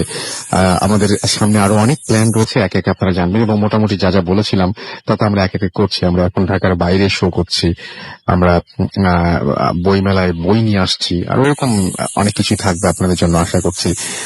আমরা সমস্ত পৃথিবীর মানুষ যেন শুনতে পান, যারা বাঙালি রয়েছেন যেখানেই, তারা যেন শুনতে পান, সেজন্য আমরা অ্যাপ নিয়ে আসছি। সুতরাং আশা করছি যে আরো অনেক কিছুই হবে। ফাহিম যশোর থেকে আমাদের SMS করেছেন এবং আমাদেরকে SMS করেছেন মিম এবং লিথিল। এছাড়া আমাদেরকে SMS করেছেন দেখতে পাচ্ছি প্রীতি রাজশাহী থেকে, এবং সেকেন্ড স্টোরিটা তার কাছে অনেক ভালো লেগেছে। MI রকিব আমাদেরকে SMS করেছেন ভান্ডারিয়া থেকে। এছাড়াও রাফি হাজারিবাগ থেকে আমাদের SMS করেছেন। পাপড়ি ভূতের গলি থেকে SMS করেছেন, বাবু ভাইকে থ্যাঙ্কস জানিয়েছেন এবং ভয়ঙ্কর ঘটনাটার জন্য। সত্যি ঘটনাটা খুব সুন্দর ছিল। রাহাত আমাদের SMS করেছেন খিলক্ষেত থেকে। এছাড়াও রাজন আমাদের SMS করেছেন মুগদা থেকে। নাজ ধানমন্ডি থেকে 3 বছরের মেয়েকে নিয়ে তিনি আমাদের সাথে শুনছেন এবং তিনি লিখেছেন যে প্রতিদিনের মতো আজকেও শুনছেন তিনি। Thank you so much. আপনাদের এত আপনাদের এই SMS গুলো আমাদের অনেক উৎসাহ দেয়। আসলে সারা সপ্তাহের পরিশ্রম আমরা নিমিশেই ভুলেছি আপনাদের এরকম SMS পেলে। আলভিন আহমেদ আমাদের SMS করেছেন আমাদেরকে আজ আরো অনেকেই। এবং আমি দেখতে পাচ্ছি যে ফেসবুকে অনেকে করেছেন। ফেসবুকের SMS গুলো, ফেসবুকের পোস্ট গুলো আমি একটু পরেই পড়ছি। আমি আপাতত চলে যাচ্ছি আরো একটা ঘটনায়, যে ঘটনাটি আমাদের একজন লিসেনার পাঠিয়েছেন, তার মতো করে পড়ছি আমি। একটু আমরা লিফট আচ্ছা, একটু ডিফারেন্ট সবকিছু হচ্ছে আর কি। তো যাই হোক, আমি আরেকটা ঘটনা পড়ি। এই ঘটনাটাও আমার কাছে খুব অদ্ভুত লেগেছে, কিছুটা ইমোশনাল মনে হচ্ছে এই ঘটনাটি। লিখছেন, আসসালামু আলাইকুম রাসেল ভাই, আমি শিওর যে আপনি ভালো আছেন। আমি সনি ফ্রম ঢাকা। আজ আপনার সাথে লাইফের সুপার ন্যাচারাল একটা ঘটনা শেয়ার করতে চাই। পার্সোনাল কিছু সমস্যার কারণে আমি স্টুডিওতে ঘটনাটা শেয়ার করতে পারবো না বলে দুঃখিত, তাই ইমেইলটা পাঠালাম। আশা করি লিসনারদের পড়ে শোনাবেন। ঘটনাটা যাবার আগে আমি একটু নিজের সম্পর্কে আমি একটু বলতে চাই। আমার জন্ম চিটাগংয়ে এবং 2009 সেখানেই এসএসসি কমপ্লিট করেছি আমি। এবং আমরা কোনোদিন আমাদের ভিলেজ অর্থাৎ বরিশালে যাইনি। ঘটনার শুরু 2007 থেকে। তখন আমি ক্লাস 9-এ পড়ি। আমি ক্লাস 7 থেকেই রেগুলার তাহাজ্জুদের নামাজ পড়তাম এবং আলহামদুলিল্লাহ এখনো কন্টিনিউ করছি। সারাদিন স্কুল আর কোচিং এর পর সন্ধ্যায় এসে ঘুমাতাম আর সারা রাত পড়তাম, তারপর তাহাজ্জুদের নামাজ এবং ফজরের নামাজ পড়ে ঘুমাতে যেতাম। আমি অলওয়েজ সিজদায় গিয়ে আমার মোনাজাত কমপ্লিট করি। একদিন রাতে তাহাজ্জুদের নামাজ পড়ছি, রাত তখন প্রায় মেবি 3:20 হবে, এবং আমি মোনাজাত থেকে উঠে চোখটা খুললাম আর দেখলাম আমার চোখের পলকে আমার সামনে থেকে হঠাৎ একটি ব্ল্যাক শ্যাডো আমার ডাইনিং স্পেস থেকে কিচেনের দিকে চলে গেল। তার পেছন পেছন একটা সাদা আলো ওয়াল ঘেঁষে কিচেনের দিকে চলে গেল। আমি ভাবলাম হয়তো আমার হ্যালুসিনেশন হয়েছে। এরকম আরো একদিন রাতে ঠিক সেম ঘটনা আমার সাথে ঘটে। আমি ভয় পেলাম না, বাট একটু সারপ্রাইজড হলাম, কারণ ছোটবেলা থেকেই ভয় জিনিসটা একটু কম আমার মধ্যে। সকালবেলা আম্মুকে বললাম, আম্মু বলল ওগুলো কিছু না। এভাবে প্রায় 2-3 উইক কেটে গেল। এর মধ্যে আমার সাথে আর কিছুই ঘটেনি, বাট খুব উইয়ার্ড একটা স্বপ্ন আমি দেখতে লাগলাম। আর সেটা প্রতি বৃহস্পতিবার রাতে। স্বপ্নটা ছিল এমন, কেউ একজন আমাকে মেরে ফেলতে চাইছে, যেমন হয়তোবা গলা টিপে কোনো উঁচু পাহাড় বা বিল্ডিং থেকে ধাক্কা মেরে, আর আমি তার সাথে অনেক ফাইট করছি, কিন্তু আমাকে কোনোভাবেই সে মারতে না পেরে আমার ডান হাতের বৃদ্ধা আঙ্গুল কেটে ফেলে দিচ্ছে। আর আমি চিৎকার করছি। তারপর ঘুম থেকে জেগে উঠেছি। তবে মাঝে মাঝে যখন তাহাজ্জুদের নামাজ পড়তাম তখন আমার রুমে খুব সুন্দর একটা গন্ধ পেতাম। পারফিউম নাকি কিসের স্মেল ছিল আমি আজ এক্সপ্লেন করতে পারবো না। আম্মুকে বলার পর আম্মু আমাদের বংশের নাম করা হুজুরের সাথে দেখা করলেন এবং সম্পর্কে উনি আমার দুঃসম্পর্কের নানা হন। তিনি আম্মুকে 1 উইক পর ইনফর্ম করলেন। তিনি বললেন যে কোনো এক খারাপ জিন আমাকে খুব পছন্দ করে, তাই আমাকে ভালো কাজে বাধা দিতে চায়, এবং তবে কোনো এক ভালো স্পিরিট, মেবি আমার পূর্বপুরুষের কারো স্পিরিট হতে পারে, যা আমাকে প্রোটেক্ট করছে। এভাবে 2010 সাল আসলো। আমরা ঢাকা শিফট করলাম, কিন্তু ওই স্বপ্ন আর সুন্দর স্মেল তখনও আমার পিছু ছাড়েনি। যখন আমি খুব একা থাকতাম, যেমন বারান্দায়, বেডরুম, এমনকি ক্লাসরুমে, তখন এই সুন্দর স্মেলটা ফিল করতে পারতাম। সেটা হয়তো 8-10 সেকেন্ড থাকতো, দেন আর থাকতো না। কোন এক ফ্রাইডে সকালবেলা কোচিং করতে বাসে যাচ্ছিলাম। বাস থেকে না নামতেই বাসটা ছেড়ে দেয় আর আমি রাস্তায় পড়ে যাই। মাথায় খুব ব্যথা পাওয়ার কারণে উঠতে পারছিলাম না। মনে হচ্ছিল যেন আমার সারা শরীরকে যেন আটকে রেখেছে রোডের সাথে। কিন্তু আমি দেখতে পাচ্ছি একটি বাস আমার দিকে ধেয়ে আসছে। মনে হলো যেন আমার হায়াত আজ এখানেই শেষ। হঠাৎ একজন বৃদ্ধা মহিলার ভয়েস শুনতে পেলাম, যে আমাকে রোড থেকে তুললো এবং তাড়াতাড়ি উঠতে বলল। আমি তার হাত ধরে শক্তি পেলাম। যখন রাস্তার পাশে আসলাম তখন আমি বৃদ্ধা মহিলাকে থ্যাঙ্কস জানাতে গিয়ে দেখলাম আমার পাশে কোনো মহিলাই নেই। সকালবেলা রাস্তাটা অনেক ফাঁকা ছিল, কিছু 7-8 জন মানুষের ভিড় জমলো, আর আবার সবাই আমাকে জিজ্ঞেস করলো আমি ব্যথা পেয়েছি কিনা।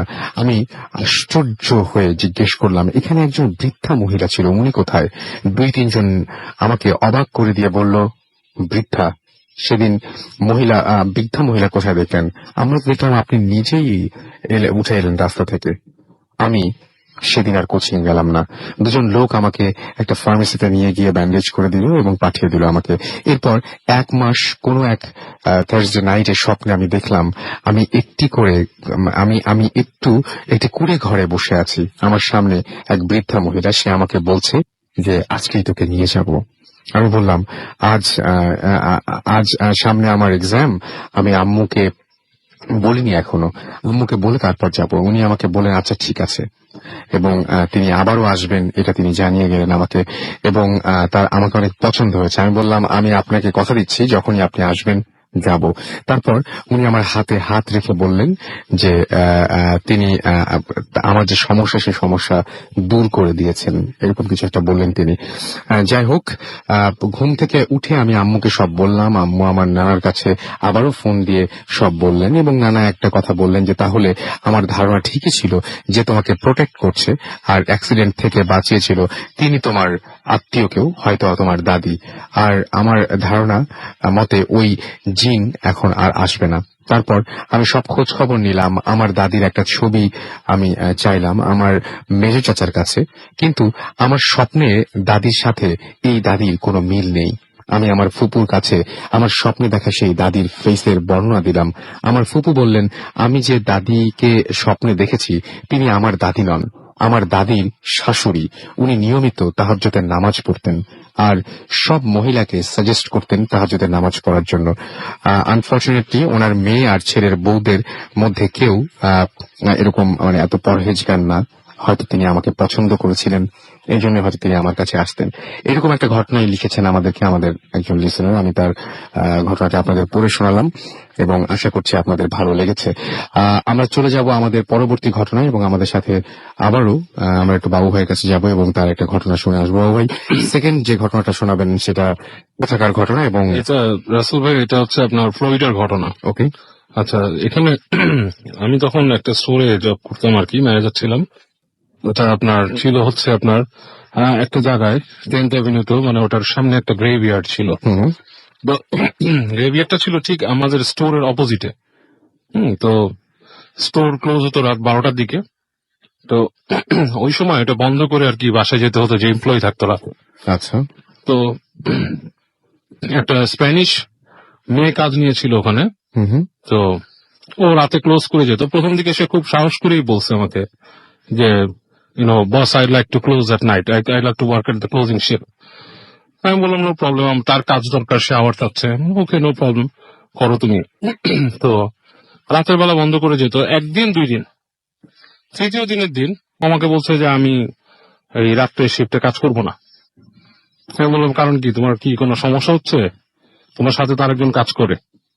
তো বলছে হ্যাঁ করে, কিন্তু ও তো আর আমার সাথে বাসায় যান, বাসায় তো পৌঁছে দেন। আমি বললাম কি তুমি কি গাড়িতে করে যাও না? বলে না, আমার আমি এখান থেকে জব অফ হওয়ার পরে আমি মানে যখন অফ করে দেয় তখন তো আপনার ওই যে সামনে গ্যাস স্টেশনে কেনোপি টেনোপি সব লাইট বন্ধ হয়ে যায়। তো বলে তারপর আমাকে এই কবরস্থানে পাড়ি দিয়ে যেতে হয়, এবং আমি স্কিয়ার্ড অফ চোপা কাবরা। আচ্ছা, স্প্যানিশরা চোপা কাবরা মানে ওদের ভূত।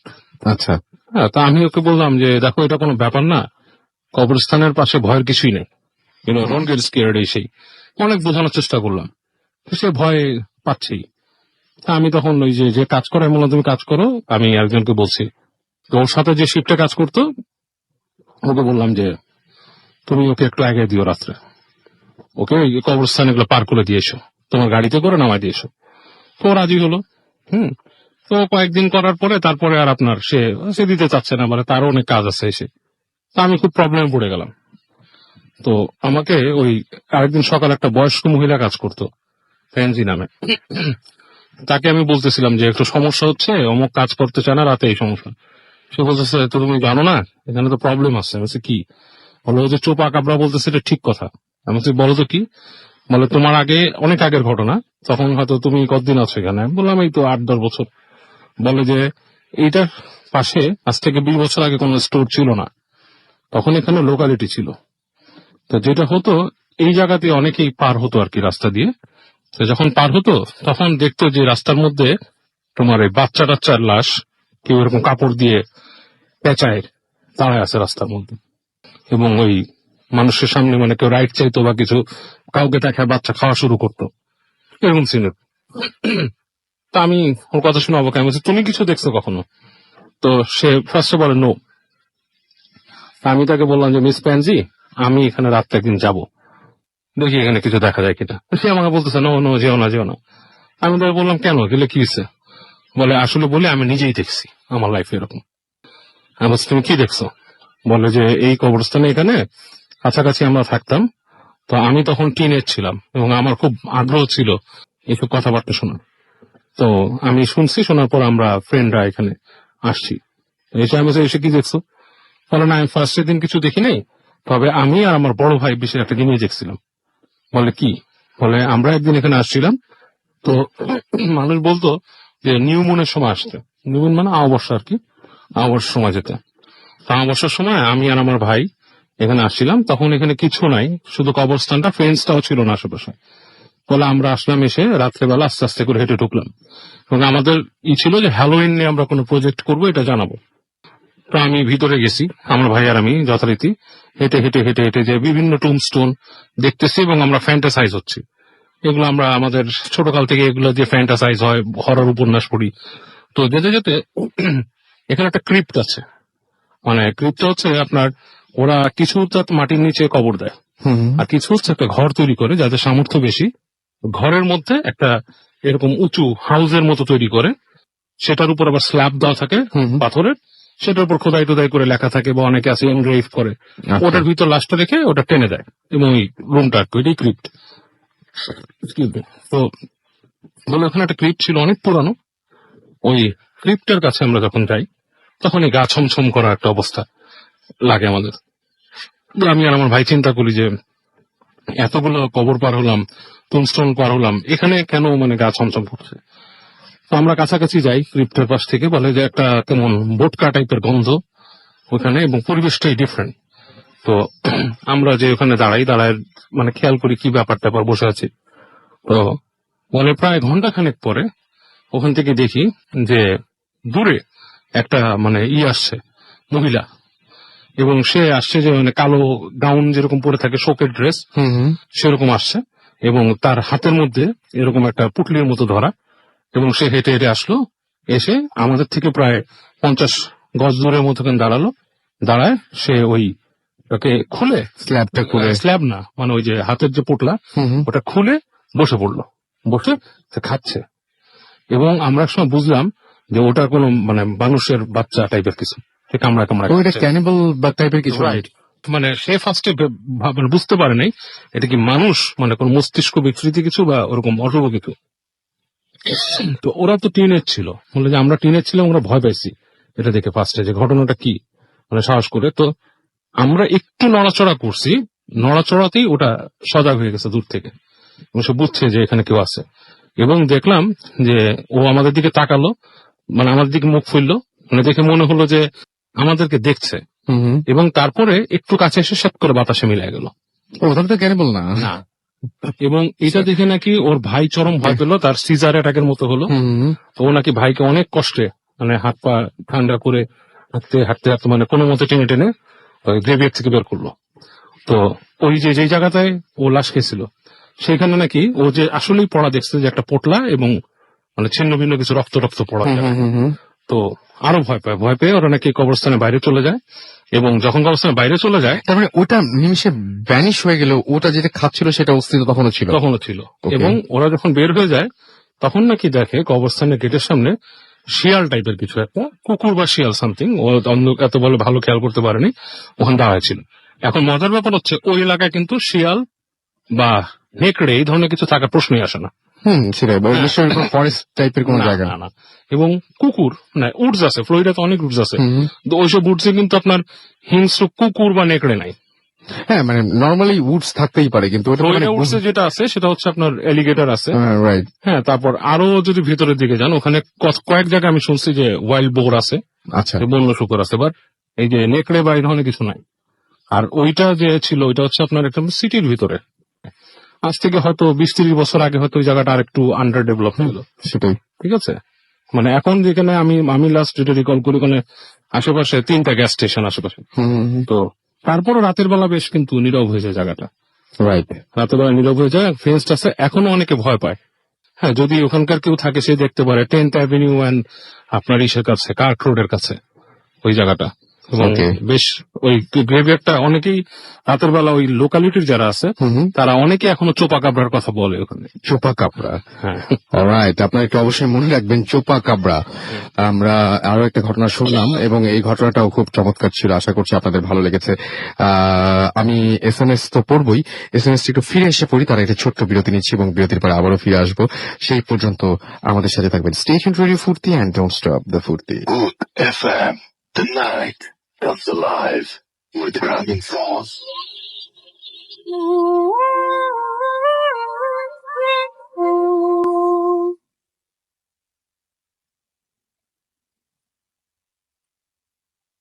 ওয়েলকাম ব্যাক, শুনছেন সবসময় রেডিও ফুর্তি 88.0 FM, বাংলাদেশের সর্ববৃহৎ রেডিও নেটওয়ার্ক। আমি রাসেল আছি সাথে। এবং কি অদ্ভুত ব্যাপার, বাবু ভাই যে ঘটনাটা একটু আগে আমরা শুনলাম, সেই ঘটনা নিয়ে আমাদেরকে লিখেছেন একজন, তিনিও ফ্লোরিডা থেকে লিখেছেন। তিনি লিখেছেন যে বাবু ভাইয়ের স্টোরটাতে আমি কাজ করেছি কিছুদিন। ফেসবুকে আপনারা গেলেই দেখতে পাবেন, আমার ভূত এফএমের যে পেজটা রয়েছে সেখানে এটা আছে। মোফাজ্জল হক রনি লিখেছেন যে বাবু ভাইয়ের স্টোরটাতে আমি কাজ করেছি কিছুদিন, আমি জানি চুপা কাবরার ঘটনা। আরিফ সাহেবের store 10 north Avenue and Kirk রোডে, শুনেছি ফ্লোরিডা থেকে। বাবু ভাইয়ের সাথে বাবু ভাই আসলে কন্ট্যাক্ট করবেন। বাবু ভাই, আপনি ওনার জায়গাটা চিনতে পেরেছেন, রাইট? হ্যাঁ, আমি চিনতে পেরেছি। আমি ছিলাম কাম্বারল্যান্ড ফার্মসে। ওকে। আর আমার Cumberland Farms and Gulf Oil, আমি ওখানকার গালফ অয়েলের ম্যানেজার ছিলাম স্টোরটাতে। ওটার অপোজিটে আরিফ ভাইয়ের স্টোর আছে, যেটা কথা উনি বলছেন। ওকে, ওটা সম্ভবত কুক স্টাফ বা সামথিং না, ওটা। রাইট, পৃথিবীটা কত ছোট, তাই না? ওকে, আমাদেরকে এছাড়াও দেখতে পাচ্ছি যে আরো অনেকে এখানে কিন্তু লিখছেন এবং আপনার খুব ভালো লাগছে, সরাসরি শুনছেন, যে এটা আমার খুব ভালো লাগছে। এবং আমাদেরকে আরিফ রাব্বানি লিখেছেন, তিনি কাতার থেকে লিখেছেন এবং তিনি ফিলিং অসম। তো বিভিন্ন জায়গা থেকে, পৃথিবীর বিভিন্ন জায়গা থেকে আপনারা যে এসএমএস করছেন, এটা আসলে অনেক ভালো লাগছে। আরাফাত রহমান বাবু ভাইয়ের ঘটনাটা অনেক প্রশংসা করেছেন। আমাদেরকে আবির লিখেছেন এটা কি রিয়েল পেজ? ডেফিনেটলি এটা আমার একমাত্র পেজ এবং আরো অনেকগুলো পেজ রয়েছে। সেই পেজগুলো থেকে আমি অনেকদিন থেকে রিকোয়েস্ট করছি যে আপনারা বেরিয়ে এসে অরিজিনাল যে পেজটা সেটাতে জয়েন করুন। এস এম আতিকুর রেজা আমাদের নাসিরাবাদ চিরাগং থেকে এখানে এসএমএস করেছেন এবং তিনি ফুর্তি অ্যাপ দিয়ে শুনছেন এই মুহূর্তে, এবং তিনি বলছেন যে ফুর্তি অ্যাপ ইজ এক্সেলেন্ট। ওকে, আমাদেরকে এছাড়াও দেখতে পাচ্ছি যে এস এম কে খলিল লিখেছেন, আজ শীত বেশি, তাই ভয়টাও বেশি হওয়া চাই। কি মনে হচ্ছে, ভয় পাচ্ছেন কিনা সেটা অবশ্যই আমাদের একটু জানান। আমাদেরকে এছাড়াও, এটা ফুর্তির পেজ থেকে আমি পড়ছি, আমি এছাড়াও দেখতে পাচ্ছি ইয়াসিন আহমেদ লিখেছেন আই লাভ ভূত এফএম। এবং আমাদেরকে এছাড়াও দেখতে পাচ্ছি এখানে লিখেছেন এখানে আরো অনেকেই ফেসবুকের এই পেজটাতে লিখেছেন। আমাদেরকে সাইফুল খান লিখেছেন যে নরসিংদী থেকে। এছাড়া আমাদেরকে আরো অনেকেই দেখতে পাচ্ছি এখানে কমেন্ট করেছেন এবং আমাদেরকে দেখতে পাচ্ছি আতিকুর রহমান সোহেল বলে লিখেছেন অসম। তো আপনি যদি আমাদের এই পেজগুলোতে কমেন্ট করতে চান তাহলে চলে যান www.facebook.com/radio.furti অথবা www.facebook.com/bhutfm.russell। এখানে আমাদের পোস্ট রয়েছে, সেখানে লাইক দিয়ে কমেন্ট করুন। অবশ্যই কমেন্ট করুন এবং লাইক দিন। দেখবেন যে আমরা সারা সপ্তাহ জুড়েই আপনাদের এই পোস্টগুলো পড়ি। আমাদের সাথে আরো অনেকেই এসএমএস এর মাধ্যমে তাদের অনুভূতির কথা জানিয়েছেন। দিনা আমাদের এসএমএস করেছেন এবং তিনি লিখেছেন আই লাভ ভূত এফএম এবং তিনি বলেছেন যে ফ্রাইডে ইজ আনকমপ্লিট, আচ্ছা ইনকমপ্লিট উইথ ভূত এফএম। ওকে, সো আমাদেরকে আছে। এছাড়াও প্রিমু এসএমএস করেছেন আমাদেরকে দেখতে পাচ্ছি শুভ্র, আরো অনেকে আমাদের এসএমএস করেছেন। নির্ঝর আমাদের এসএমএস করেছেন আমাদেরকে মিথিলা যাত্রাবাড়ি থেকে। এছাড়াও রাজন আমাদের এসএমএস করেছেন, আদিল আমাদের এসএমএস করেছেন, আরো অনেকেই। গাজী সালাউদ্দিন আমাদের উত্তরখান থেকে এসএমএস করেছেন, আরো অনেকে এসএমএস করেছেন। আপনি যদি এসএমএস করতে চান মোবাইলের মেসেজ আপনাকে টাইপ করুন ফুর্তি FORTI ফুর্তি স্পেস দিয়ে লিখুন আপনার নাম, স্পেস দিয়ে আপনার মেসেজ পাঠিয়ে দিন 9840 নম্বরে। আমাদের সঙ্গে আরো একজন নতুন অতিথি এই মুহূর্তে জয়েন করেছেন এবং আমরা প্রথমেই জানতে চাইবো আপনার নামটা একটু প্লিজ বলবেন, তারপর আপনার ঘটনা শুনবো। হ্যালো লিসনার, আমি সেলিম, এসেছি শান্তিনগর থেকে। ওকে সেলিম, আপনার ঘটনা শুনি আমরা। হ্যাঁ, আমি কাজের সূত্রে ঢাকা থাকি। আমি এখন যে ঘটনাটি শেয়ার করব এটি ঘটেছিল আমার গ্রামের বাড়িতে। তো আমার গ্রামের বাড়ি হচ্ছে হবিগঞ্জ সদর উপজেলার উত্তর চরহামুর গ্রামে। প্রথমে আমি আমার বাড়ির বর্ণনাটি দিয়ে নিই। আমাদের বাড়ি ঘরের পূর্ব দিকে উঠানের পরে পূর্ব দিকে বেশ খানিকটা জায়গা রয়েছে যেখানে বিভিন্ন প্রকার গাছগাছালি আছে। তো ওই জায়গাটার একদম পূর্ব প্রান্তে একটি শেওড়া গাছ আছে। শেওড়া গাছ সাধারণত বেশি বড় হয় না, মাঝারি সাইজের শেওড়া গাছ ওটা। এরপরে বাড়ির রাস্তা, এরপরে পুকুর।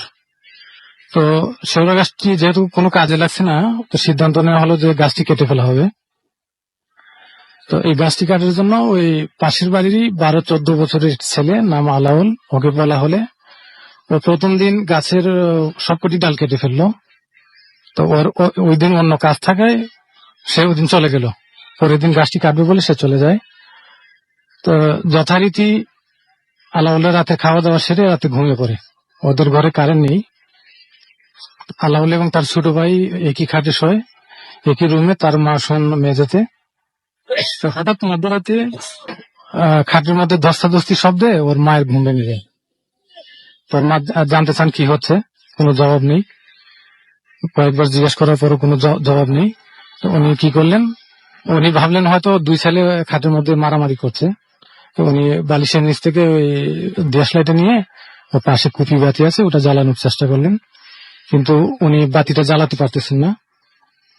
কারণ হচ্ছে হঠাৎ একটি উনি যখনই ওই বাতিটি জ্বালানোর চেষ্টা করেন, কে যেন মানে একটা বাতাস এসে ওটা নিভিয়ে দিচ্ছে, মনে হচ্ছে যে কে যেন ফু দিয়ে নিভিয়ে দিচ্ছে। এভাবে অনেকক্ষণ ট্রাই করলেন, কিন্তু কোনো কাজ হচ্ছে না। অনেকগুলো কাঠি খরচ হয়ে গেল। তো এই অবস্থায় হঠাৎ ওদের ঘরের পূর্ব দিকে জানালার ওই যে জানালার যে হুক থাকে, ওটাকে আমরা খিড়কি বলি, ওটা খোলার শব্দ হয় এবং জানলা খুলে যায়। তখনই ওই ধস্তাধস্তি শব্দটা থেমে যায়। এই অবস্থায় ঠিক ওই মুহূর্তে উনি ওই কুপি বাতিটা জ্বালাতে সক্ষম হন। তো কুপি বাতির আলোতে দেখতে পেলেন যে ঘরে কোথাও তার দুই ছেলে নেই, জানলা খোলা। তো উনি ঘটনা কিছুটা আঁচ করতে পারলেন। উনি ভাবলেন হয়তো দেরি হয়ে যেতে পারে অন্য কাউকে সাথে নিলে, তাই তাড়াতাড়ি উনি একাই কুপি বাতিটা নিয়ে ওই দিকে বের হয়ে গেলেন। ওদের পাশেই ওই যেদিকে জানালাটা, ওইদিকে গ্রামের কবরস্থানের পাশ ঘেসে চলে গেছে গ্রামের রাস্তা, ওখানে একটা কদম গাছ আছে। তো উনি খুঁজতে খুঁজতে দেখতে পেলেন যে ওই কদম গাছে বসে হেলান দিয়ে, মাটিতে বসে হেলান দিয়ে ওই ছোট ছেলেটা ও ঘরে ঘুমাচ্ছে। তো উনি কি করলেন, ওকে আর না জাগিয়ে ওই পাজা ফুলে করে নিয়ে এসে ঘরে শুয়ে দিলেন, দরজা লাগিয়ে দিয়ে। এবার তিনি বড় ছেলেকে খুঁজতে বেরোলেন। তো কবরস্থানের দিকে কোথাও ওই ছেলেকে না পেয়ে ভাবলেন যে ওই আমাদের বাড়ির দিকে চলে আসলেন, ভাবলেন যে কাউকে সাথে নিয়ে খুঁজবেন। তা আমাদের উঠানের কাছাকাছি আসতেই উনি একটু দূর থেকে দেখতে পেলেন যে আমাদের উঠানের মাথায় একটা লিচু গাছ আছে। ওটাও মাঝারি সাইজের, বেশি বড় না, ওইটা শেওড়া গাছ থেকে বেশি দূরে নয়, যে শেওড়া গাছটার কথা বললাম। তো দেখতে পেলেন যে ওই লিচু গাছের উপর দিয়ে যেন কালবৈশাখীর ঝড় বয়ে যাচ্ছে, আশপাশ সবকিছু শান্ত। তো উনি মোটামুটি সাহসী মহিলা বলেই ওনাকে জানে সবাই। আর ওনার বাসা অনুযায়ী ওনার মনে সাহস ছিল যে হাতে যদি আগুন বা জাতীয় কিছু থাকে, তো ওই এ জাতীয় জিনবোধ বা এ জাতীয় কোনো কিছু কারো কোনো ক্ষতি করতে পারে না। এই কারণে মনে একটু সাহস ছিল। উনি কি করলেন, কুপি বাতিটা নিয়ে একদম লিচু গাছের নিচে চলে আসেন। লিচু গাছের নিচে আসার পরই ওই ঝড়টা থেমে যায়। তো ওই কুপি বাতির আলোতে লিচু গাছে দেখলেন যে কিছু নেই। তো এবার তিনি ওই আলাউলের নাম ধরে জুড়ে জুড়ে ডাকতে লাগলেন। কয়েকবার ডাকলেন, কোনো জবাব নেই। তো এভাবে কয়েকবার ডাকার পর হঠাৎ জবাব এলো। তো ওনার মনে হলো কি জবাবটা ওই দূরবর্তী গ্রাম থেকে আসছে, অনেক দূর থেকে আসছে মনে হচ্ছে। তা উনি সিদ্ধান্ত নিলেন ওই দিকে যাবেন। আর উনি ওই তার ছেলেকে ডাকা অব্যাহত রাখলেন। ওনার উদ্দেশ্য তার অবস্থানটা শনাক্ত করা, যে কোন দিক থেকে আসছে। তো উনি ওইদিকে অগ্রসর হলেন, আর আলাউল জবাব দিচ্ছে প্রতি ডাকের। ওনার হঠাৎ মনে হলো যে না, ওই দূরবর্তী গ্রাম থেকে নয়, ওই আওয়াজটা আসছে আমাদেরই বাড়ির অন্য একটা ফ্যামিলির একটা পরিত্যক্ত বৈঠকখানা ঘর আছে, ওইটা প্রায় এখন স্টোর রুম হিসেবে ব্যবহার করে, প্রায় জরাজীর্ণ ঘর, ওইটা থেকে আসছে। উনি ওইদিকে চলে গেলেন। উনি যে ওখানে আবার ডাক দিলেন, এবার জবাব এলো। তো এবার নিশ্চিত হলেন যে তিনি ওই ঘর থেকে তারও জবাবটা আসছে। তো উনি ঘরে ঢোকার চেষ্টা করলেন, ঘরের দরজা তালা দেয়া। তো উনি কোনো রাস্তা পাচ্ছেন না। তো ঘরের বেড়া ছিল অর্ধেক, ছিল নিচের অংশটুকু ছিল টিনের, উপরের অংশটুকু ছিল ওই যে পুরোনো আমলের ঘর, তো ওই কাঠের ডিজাইন করা।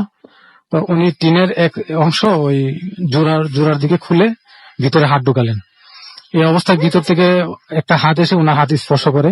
ওই ঠিক তখনই আলাউল ভিতর থেকে চিৎকার দিয়ে উঠে যে মা, আমি এখানে, আমাকে বাঁচাও। তো উনি বুঝতে পারলেন যে ওটা আলাউল। ওর হাত ধরে ওই দিক দিয়ে ওকে টেনে বের করে নিয়ে আসেন। পরের দিন আমরা ঘটনা শোনার পর আমরা আলাউলের কাছে জানতে চাই ঘটনা। তো আলাউল বলে কি, ওই যে রাত্রিবেলা সে ওই যখন ঘুমিয়ে যায়, তার ঘুম ভাঙে তখন সে ওই টের পায় কে যেন তার গলা চেপে ধরে আছে জুড়ে, আর আরেকজন তার কোমরের দিকে তার শরীর চেপে ধরে আছে। তারা দুজন তাকে মেরে ফেলতে চাইছে। তো সে দেখতে পায় যে লোকটি গলা চেপে ধরে আছে সেটি ওই তারই বয়সে বড় এক ভাতিজা, যাকে সে চাচা বলে ডাকে, ওর নাম আবু বকর। সে বলে যে আমি দেখি কি ওই যে আবু বকর চাচা আমার গলা চেপে ধরে আছে।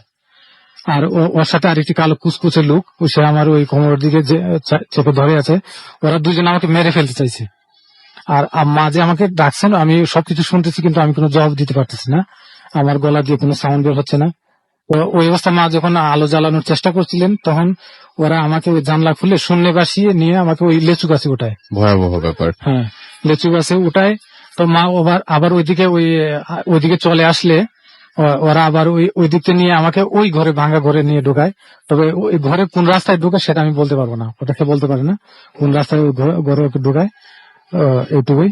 আর এখানে রাসেল ভাই ওই যে তার ওই যে ছোট ভাইটা যেটা ওই ঘুমাচ্ছিল, ওর মা দেখতে পেলেন যে কদম গাছে হেলান দিয়ে ঘুমাচ্ছিল, ও সকালবেলা কিছুই বলতে পারে না রাত্রে কি ঘটেছিল। ওকে, এই হলো ঘটনা। অনেক ধন্যবাদ আপনাকে আপনার ঘটনার জন্য। আমরা একটা ছোট বিরতি নিলে মনে হয় বেটার হয়, কারণ একদম তারপরে টানা শেষ করব। সুতরাং আর একটা বিরতি নিচ্ছি এবং বিরতির পরে আবারও ফিরে আসছি। আমরা আজকে শেষে আপনাদের ফেসবুকে যে ঘটনাটা দিয়েছিলাম সেটা হয়তো শেষে শুনবো। তা আমরা একটা ছোট বিরতি নিচ্ছি এবং বিরতির পরে আবারও ফিরে আসছি। সো আমাদের সাথে থাকেন, কোথাও যাবেন না। স্টে টিউনড টু রেডিও ফুর্তি এন্ড ডোন্ট স্টপ দ্য ফুর্তি।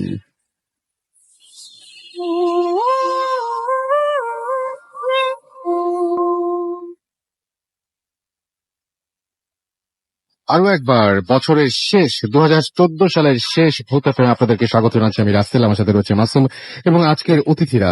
আমাদেরকে সামার ইসলাম লিখেছেন যে আজকের শোটা অসাধারণ, loving every bit of it. Okay, Sohel আমাদের যশোর থেকে এসএমএস করেছেন এবং তিনি লিখেছেন আই লাভ ভূত এফএম। রেজা আমাদের এসএমএস করেছেন, লিখেছেন I love the background music. তিনি আজিমপুর থেকে তিনি এসএমএস টি করেছেন। আমাদেরকে ইয়াজ আহমেদ উত্তরা থেকে এসএমএস করেছেন, নিউ ফ্রেন্ড। তিনি আমাদেরকে ময়ূরাক্ষী এসএমএস করেছেন এবং 2014 সালের লাস্ট এসএমএসটা তিনি করেছেন, যদি পারেন তাহলে পড়ে ফেলতে বলেছেন। আজকে last show off 2014, so it should be লঙ্গার, মাত্র 2 hours ইজ নট ইনাফ। ওকে, আমরা আজকে সেটা আমাদের আসলে আমি জানি না যে আজকে কতটুকু সেটা সম্ভব হবে, তবে আমরা দেখি ফার্স্ট শোটা, বছরের প্রথম শোটা যদি একটু লম্বা করতে পারি, দেখি চেষ্টা করে দেখবো।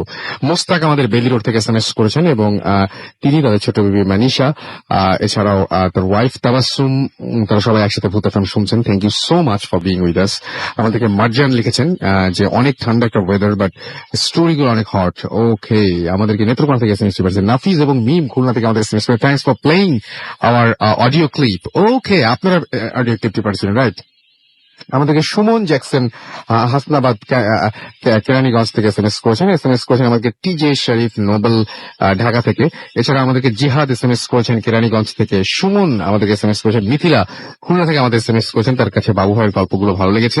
আমাদেরকে এছাড়াও এসএমএস করেছেন দেখতে পাচ্ছি আরো অনেকেই। আপনি যদি এসএমএস করতে চান, মোবাইলের মেসেজ লিখে টাইপ ফুর্তি স্পেস দিয়ে লিখুন আপনার নাম, স্পেস দিয়ে আপনার মেসেজ পাঠিয়ে দিন 9840 নাম্বারে। চলে যাচ্ছে আমরা আমাদের আজকের নেক্সট যে অতিথি দিনারের কাছে। দিনের কোথাকার ঘটনা শুনবো আমরা আজকে? জি রাসেল ভাই, এটা মানিকগঞ্জ জেলার সিঙ্গার নামক জায়গার একটি ঘটনা শুনি।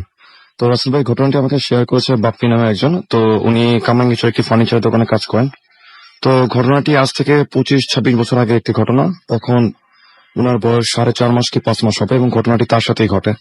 ঘটনাটি উনি ওনার পিতামাতার মুখে শুনেন। তো আমি সরাসরি তার ঘটনায় চলে যাই। তো একদিন তার আম্মু তাকে নিয়ে উঠানে বসে কাজ করতেছিলেন। তো তাদের অর্থনৈতিক অবস্থা তেমন একটা সচ্ছল ছিল না। তার বাবা ঢাকায় রাজমিস্ত্রির কাজ করতেন এবং তার মা হাতের কিছু কাজ করে তাদের সংসার চালাতেন। তো তার মা তাকে নিয়ে উঠানে বসে যখন কাজ করতেছিলেন, তখন তার সুতার প্রয়োজন হয়। উনি উঠানে তার বাচ্চাটাকে রেখে, বাপ্পি যিনি আমাকে ঘটনা শেয়ার করেন, তাকে রেখে উনি রুমের ভিতরে চলে আসেন। তো রুমের ভিতরে এসে উনি যখন সুতো খুঁজতেছিলেন, তখন উনি বাইরে থেকে ওই ওনার বেবির কান্নার শব্দ শুনতে পান।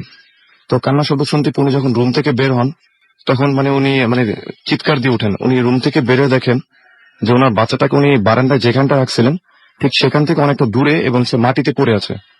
তো এটা দেখে ওই বাপ্পি ভাইয়ের আম্মু খুব ভয় পেয়ে যায় এবং সে তাকে যখন বাপ্পি ভাইকে সেখান থেকে উঠে কোলে নেয়, তখন তার আম্মা যেটা দেখে উনি খুব বেশি অবাক হয়ে যায়, সেটা হচ্ছে যে উনি কিন্তু স্বাভাবিকই ছিল, বাট ওই উঠানে রেখে যাওয়ার পর ওনার আম্মা এসে দেখে যে তার ঘাড়টা ডান দিকে মানে বাঁকা হয়ে আছে স্বাভাবিকভাবে, এবং দেখে মনে হচ্ছে যে ঘাড়ের বাম দিকটায় মানে মানুষের আঙ্গুলের মতো কিছু একটা জিনিস তাকে মানে চাপ দেওয়া হয়েছে, এবং ওই জায়গার মাংসটুকু পুড়ে গেছে গরম কিছু দিয়ে। তো এটা দেখার পর ওই বাপি ভাইয়ের আম্মু খুব ভয় পেয়ে যায়। তো তাকে সঙ্গে সঙ্গে রুমে নিয়ে আসে। তো রুমে আনার পর বাপি ভাই ফুপু ছিল, তো ওনাকে বলে, তো তারা অনেক ডাক্তার দেখায় তো এই গ্রামের মধ্যে। তখন তো ডাক্তাররা তাকে যেটা সাজেস্ট করে যে ঢাকায় এনে ভালো কোনো হাসপাতালে চিকিৎসা করাতে। উনি কিন্তু জন্মগতভাবে স্বাভাবিকই ছিলেন। আচ্ছা, তো ওনারা এতটাই অসচ্ছল ছিল যে ওনাদের পক্ষে ঢাকায় এসে চিকিৎসা করা সম্ভব ছিল না। তো মাঝে মধ্যে তারা 2-1 বেলা খেয়েও দিন পার করতেন, এবং কারো বাসা থেকে খাবার আসলে সেগুলো খেয়ে দিন পার করতেন। তো তাদের আর ওই আল্লাহ করা ছাড়া আর কোনো ওয়ে ছিল না, বাপি ভাই যেটা বলে। তো এরকম সময় তারা অনেক ওঝা দেখায়। তো ওঝা যেটা বলে, একজন ওঝা বলে যে ওকে তো খারাপ জিনিস পাইছে, তো ঘাড় মটকায় দিত, তুমি আসাতে হয়তো সে বেঁচে গেছে, মানে এটা ঠিক করতে পারবো না আমরা। তো তারা মুকান্নাকাটি করতো আর আল্লাহর কাছে নামাজ পড়ে দোয়া করতেন। তো উনি একটা জিনিস লক্ষ্য করলেন যে ওনাদের বাসায় মানে আসরের নামাজের পর থেকেই রাসেল ভাই একটা কুকুর তাদের বাসায় আসতেন। তো কুকুরটা দেখতে খুব মানে অস্বাভাবিক ছিল, যে তার একটা চোখ ছিল না, মানে একটা চোখ নষ্ট ছিল কুকুরটার, এবং সে এক পা খুঁড়িয়ে হাঁটতো। ঠিক তাদের বাসায় এসে বসে থাকতো আসরের পর থেকে ঠিক ফজরের আগ পর্যন্ত তাদের বাসায় উঠানের পাশে সেই কুকুরটা বসে থাকতো, এবং সে বার্কিং করতে থাকতো খুব মানে করুণ একটা সুরে। তো তার আম্মু অনেক সময় রুম থেকে বের হয়ে তাকে তাড়া দিছে, বাট কিছুক্ষণ পর দেখা যাচ্ছে যে সে কুকুরটা আবারও তাদের বাসার সামনে এসে বসে বার্কিং করতেছে। তো এরকম চলতে চলতে একদিন ওই বাপি ভাইয়ের আম্মু যেটা স্বপ্ন দেখেন, আর এদিক দিয়ে তার শরীরে যেটা হয় যে একজনের ঘা দিয়ে ভরে যায় সমস্ত শরীরে।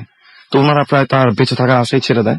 তো একদিন ওনার আম্মু স্বপ্ন দেখতেছেন এরকম যে তার ছেলেটা মারা গেছে, এবং তাকে কবর দেওয়ার জন্য গ্রামের সব লোকজন একত্রিত হয়েছে। তো ওনাকে যখন কবরে ওই লাশটা রাখা হয়, তখন তার আম্মু দূরে দাঁড়িয়ে উনি কান্না করতেছিল। তো উনি স্বপ্নে দেখতেছেন, তখন উনি দেখলেন যে কোথা থেকে একজন পাগলের মতো একটা লোক আসলো সবার মাঝখান দিয়ে, এসে উনি সঙ্গে সঙ্গে সে কবরটার ভিতরে নেমে গেলেন। ওনার আম্মা এটা স্বপ্নে দেখতেছেন। তো কবরের ভিতরে নেমে গিয়ে উনি যেটা করলেন যে ওই বাচ্চার লাশটাকে উঠিয়ে তার মায়ের কোলে দিয়ে বলতেছেন যে যা, ওকে ছেড়ে দিলাম। তো এটা দেখার পর তার আম্মুর ঘুম ভেঙে যায়।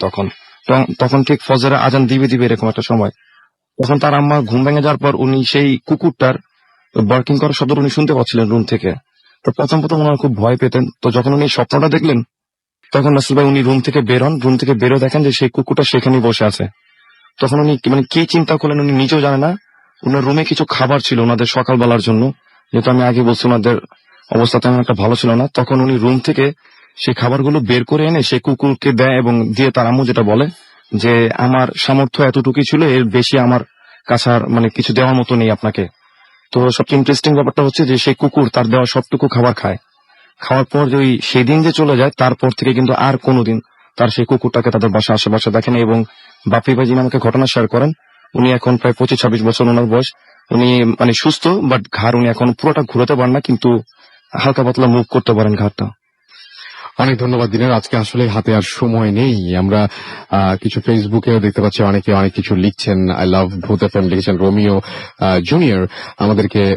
আমাদেরকে দেখতে পাচ্ছি যে এভার বয় এখানে কমেন্ট করেছেন, এবং তিনি বলেছেন যে তিনি জিহাদের জন্য দোয়া চেয়েছেন আমাদেরকে। এছাড়াও দেখতে পাচ্ছি আরো অনেকে এখানে কমেন্ট করেছেন। কারিশমা আখতার, আমাদের আবির আহমেদ, তারপরে আইয়ুব খান সহ আরো অনেকে এখানে কমেন্ট করেছেন। এছাড়াও দেখতে পাচ্ছি আমার যে পেজটা সেখানে আফিয়া আঞ্জুম, তারপরে মাশিউর রহমান রকি, তারপরে দেখতে পাচ্ছি আবরার জাওয়াদ সহ আরো অনেকে আমাদের এখানে কমেন্ট করেছেন। কিন্তু আজকে হাতে আসলে আর সময় নেই, কারণ আমাদের আরো একটা অডিও ক্লিপ রয়েছে। আমি আপনাদের সেই অডিও ক্লিপ সম্পর্কে বলি যে কয়েকদিন আগে ডিসেম্বর 21 তারিখে আমি একটা পোস্ট করি, যে পোস্টের মধ্যে রনি ওয়ার্নার্স এর একটা বাসা নিয়ে একটা ঘটনা আমরা শুনবো বলেছিলাম। সেটাও আমাদের দেশের বাইরে একটা ঘটনা আছে, কিন্তু মোটামুটি সবকিছুই ছিল, ভ্যারিয়েশন ছিল প্রচুর। ঢাকার বাইরে, ঢাকার ভেতরে, তারপরে ফ্লোরিডার ঘটনা শুনেছি আমরা। এখন যেটা শুনবো সেটাও সম্ভবত আমেরিকায় ঘটেছিল এই ঘটনাটা। সো এরকম অসংখ্য ঘটনা রয়েছে আমাদের মধ্যে। আমাদের আজকের এই এপিসোডে ছিল বছরের শেষ এপিসোডটা। আপনারা আশা করছি এখন পর্যন্ত যারা শুনলেন তারা অনেক এনজয় করেছেন। যেহেতু এতে শুধুমাত্র একটা রিকোয়েস্ট থাকবে যে বছরের শুরুর যে এপিসোডটা সেটা যেন আমরা সুন্দর করতে পারি, সেজন্য আপনাদের সহযোগিতা প্রয়োজন। আর সেই জন্য আপনাকে যেটা করতে হবে, আমাদেরকে ঘটনা পাঠাতে পাঠাতে হবে। আর আমাদের ঘটনা পাঠানোর অ্যাড্রেসটি হচ্ছে bhutfm@radio40.fm, which is BHWTFM@radioFORTA.fm।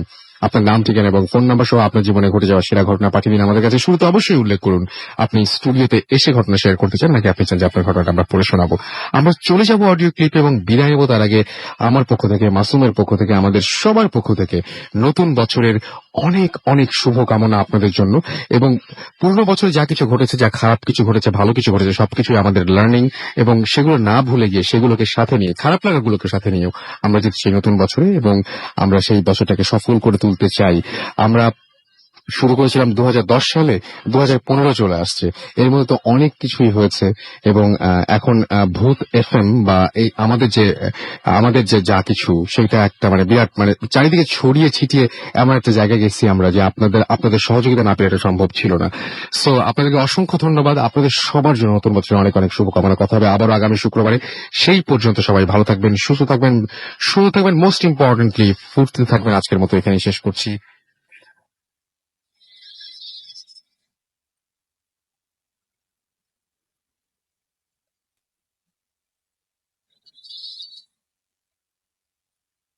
Rooney Warner হুট করে একটা বাড়ি কিনে বসলো।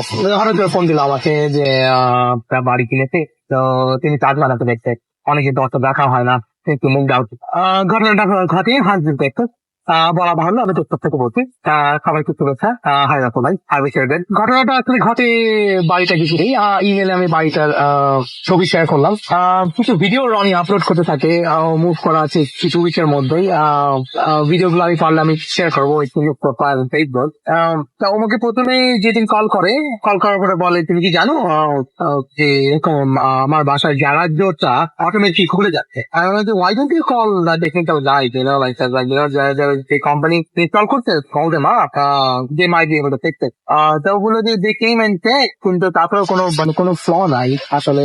কেনই বা গ্যারেজটা খুলে যাচ্ছে, কি হচ্ছে বলতে পারছে না। তার মানে আমি তো ভাই, আমি হচ্ছি মানে আইটির মানুষ, তো কম্পিউটার আমি দেখতে পারি, বাট স্টিল লাইক আমি যত পারি I can go and check if there's connection, like I can figure out. So আমি গেলাম, যাওয়ার পরে আমি দেখলাম যে everything is fine really. Manual হাঁটলাম, কেটে দেখলাম, 2 দিন মিলে চেষ্টা করলাম, কোনো ফ্ল নাই, and it was working fine. তো যাই হোক, আমি ডিনার করে আমি রাতে চলে আসলাম। পরের দিনের ঘটনা, রনি আমাকে লাঞ্চ আওয়ারে ফোন দিল, বললো যে তোমার কি সময় হবে? কারণ কেন? বলে যে আমি ফেসবুকে একটা ভিডিও আপলোড করেছি, তো দেখবে। কারণ কি ব্যাপার, তাহলে দেখো। আমি ফেসবুকে ভিডিও দেখলাম, আমি চেষ্টা করবো শেয়ার করতে ভিডিওটা। ওর যে সিলিং, বাসার ceiling, it's about like 8-9 feet tall, and সেই সিলিং এর টুপে যেটা হচ্ছে যে স্যান্ডেলিয়ার, যেটা সিলিং থেকে ঝুলছে, ঝাড়বাতিটা, অত ভারী ওজনের ঝাড়বাতি অটোমেটিক দুলছে। রুনি হচ্ছে খেলা দেখছিল, তো রুনি হঠাৎ করে উঠে যায় খেলা ছেড়ে। এরকম খেলা পাগল মানুষ হঠাৎ করে ধরেন ইনসিডেন্ট থেকে উঠে যায়, উঠে গিয়ে ও পুরো ভিডিওটা করে, ফেসবুকে পেস্ট করে, এবং আমার ওখানে ও ডিসক্রাইবও করে যে হোয়াটস গোয়িং অন। ও পরে আমাকে যখন আমাকে বললো যে চ্যান্ডেলিয়ারটা মানে নিজের থেকেই মুভ করছিল, like it was like swing from left to right. তো আমাকে বললো যে এই দিন সেম, লাইক ও একা বাসায়, ওর ওয়াইফ ছিল না, ওর বাচ্চারাও বাইরে ছিল, ও আর ওর কুকুরগুলো বাসায় ছিল। তো যাই হোক, আমি বললাম যে maybe man, like like it's very old town, and anything can happen, but like I feel like hope for the best. But the first week চলে গেল, second week চলে গেল, এই ঘটনার পরে generally third week I got a call again from Ronik, বলে যে তুমি কি জানো ব্রুটাস যে তোমার রাত 12টার পর থেকে গ্রাউলস, মানে দুঃখিত, ব্রুটাস হচ্ছে Rooney, one of the dogs, like American pig bull. It's a very aggressive dog. মানে যাই হোক, so Brutus রাতে রাত 12টার পর থেকে দরজার দিকে তাকায়, গ্রাউল করে আর ইয়ে করে। তো এরপরে ঘটনা হচ্ছে রুনি আমাকে বললো যে তুমি কি জানো যে আমি একটা মেয়েকে দেখেছি। কারণ কি, মানে I saw women যে লিভিং রুমের দরজা খুলে গ্যারেজের দিকে বেরিয়ে গেল। আমি বললাম যে ইটস অ্যাবসার্ড। মানে হ্যাঁ, এবং মানে দরজা খুলে মানে কি দরজা বের করে আসো, সেটাই বলতে চাচ্ছিল, আমার বলার ভুল। এরপরে আবার ও বললো যে এরপরে আবার একটা ছবি পেশ করলো, ছবিটা এরকম রুট অ্যাজ ক্যান্ডি আর আদার ডগ ওরা বসে আছে কাউচে, এবং কাউচের ঠিক রাইটে মনে হচ্ছে যে আরেকটা মানে কোন একটা অবয়ব বসে আছে। It's like really like shady and everything, like it's just like an apparition. So তারপরে মানে রনি আমাকে বলছিল এরপরে যে মানে it's like it's really freaky, and ও আসলে এরকম হুট করে পুরানো বাসাটা কিনে ফেলেছেন, এখন আসলে মুভ আউটও করতে পারছে না, ওর মেয়ে ওখানে স্কুলে যাচ্ছে, তো ও বুঝতে পারছে না কি করা যায়। বা এই থিংস মানে এই ঘটনাগুলো এখনো ঘটে যাচ্ছে। যাই হোক, এই ছোট্ট ঘটনা শেয়ার করলাম। হানজিলের আরো অনেক ঘটনা আছে, সবাইকে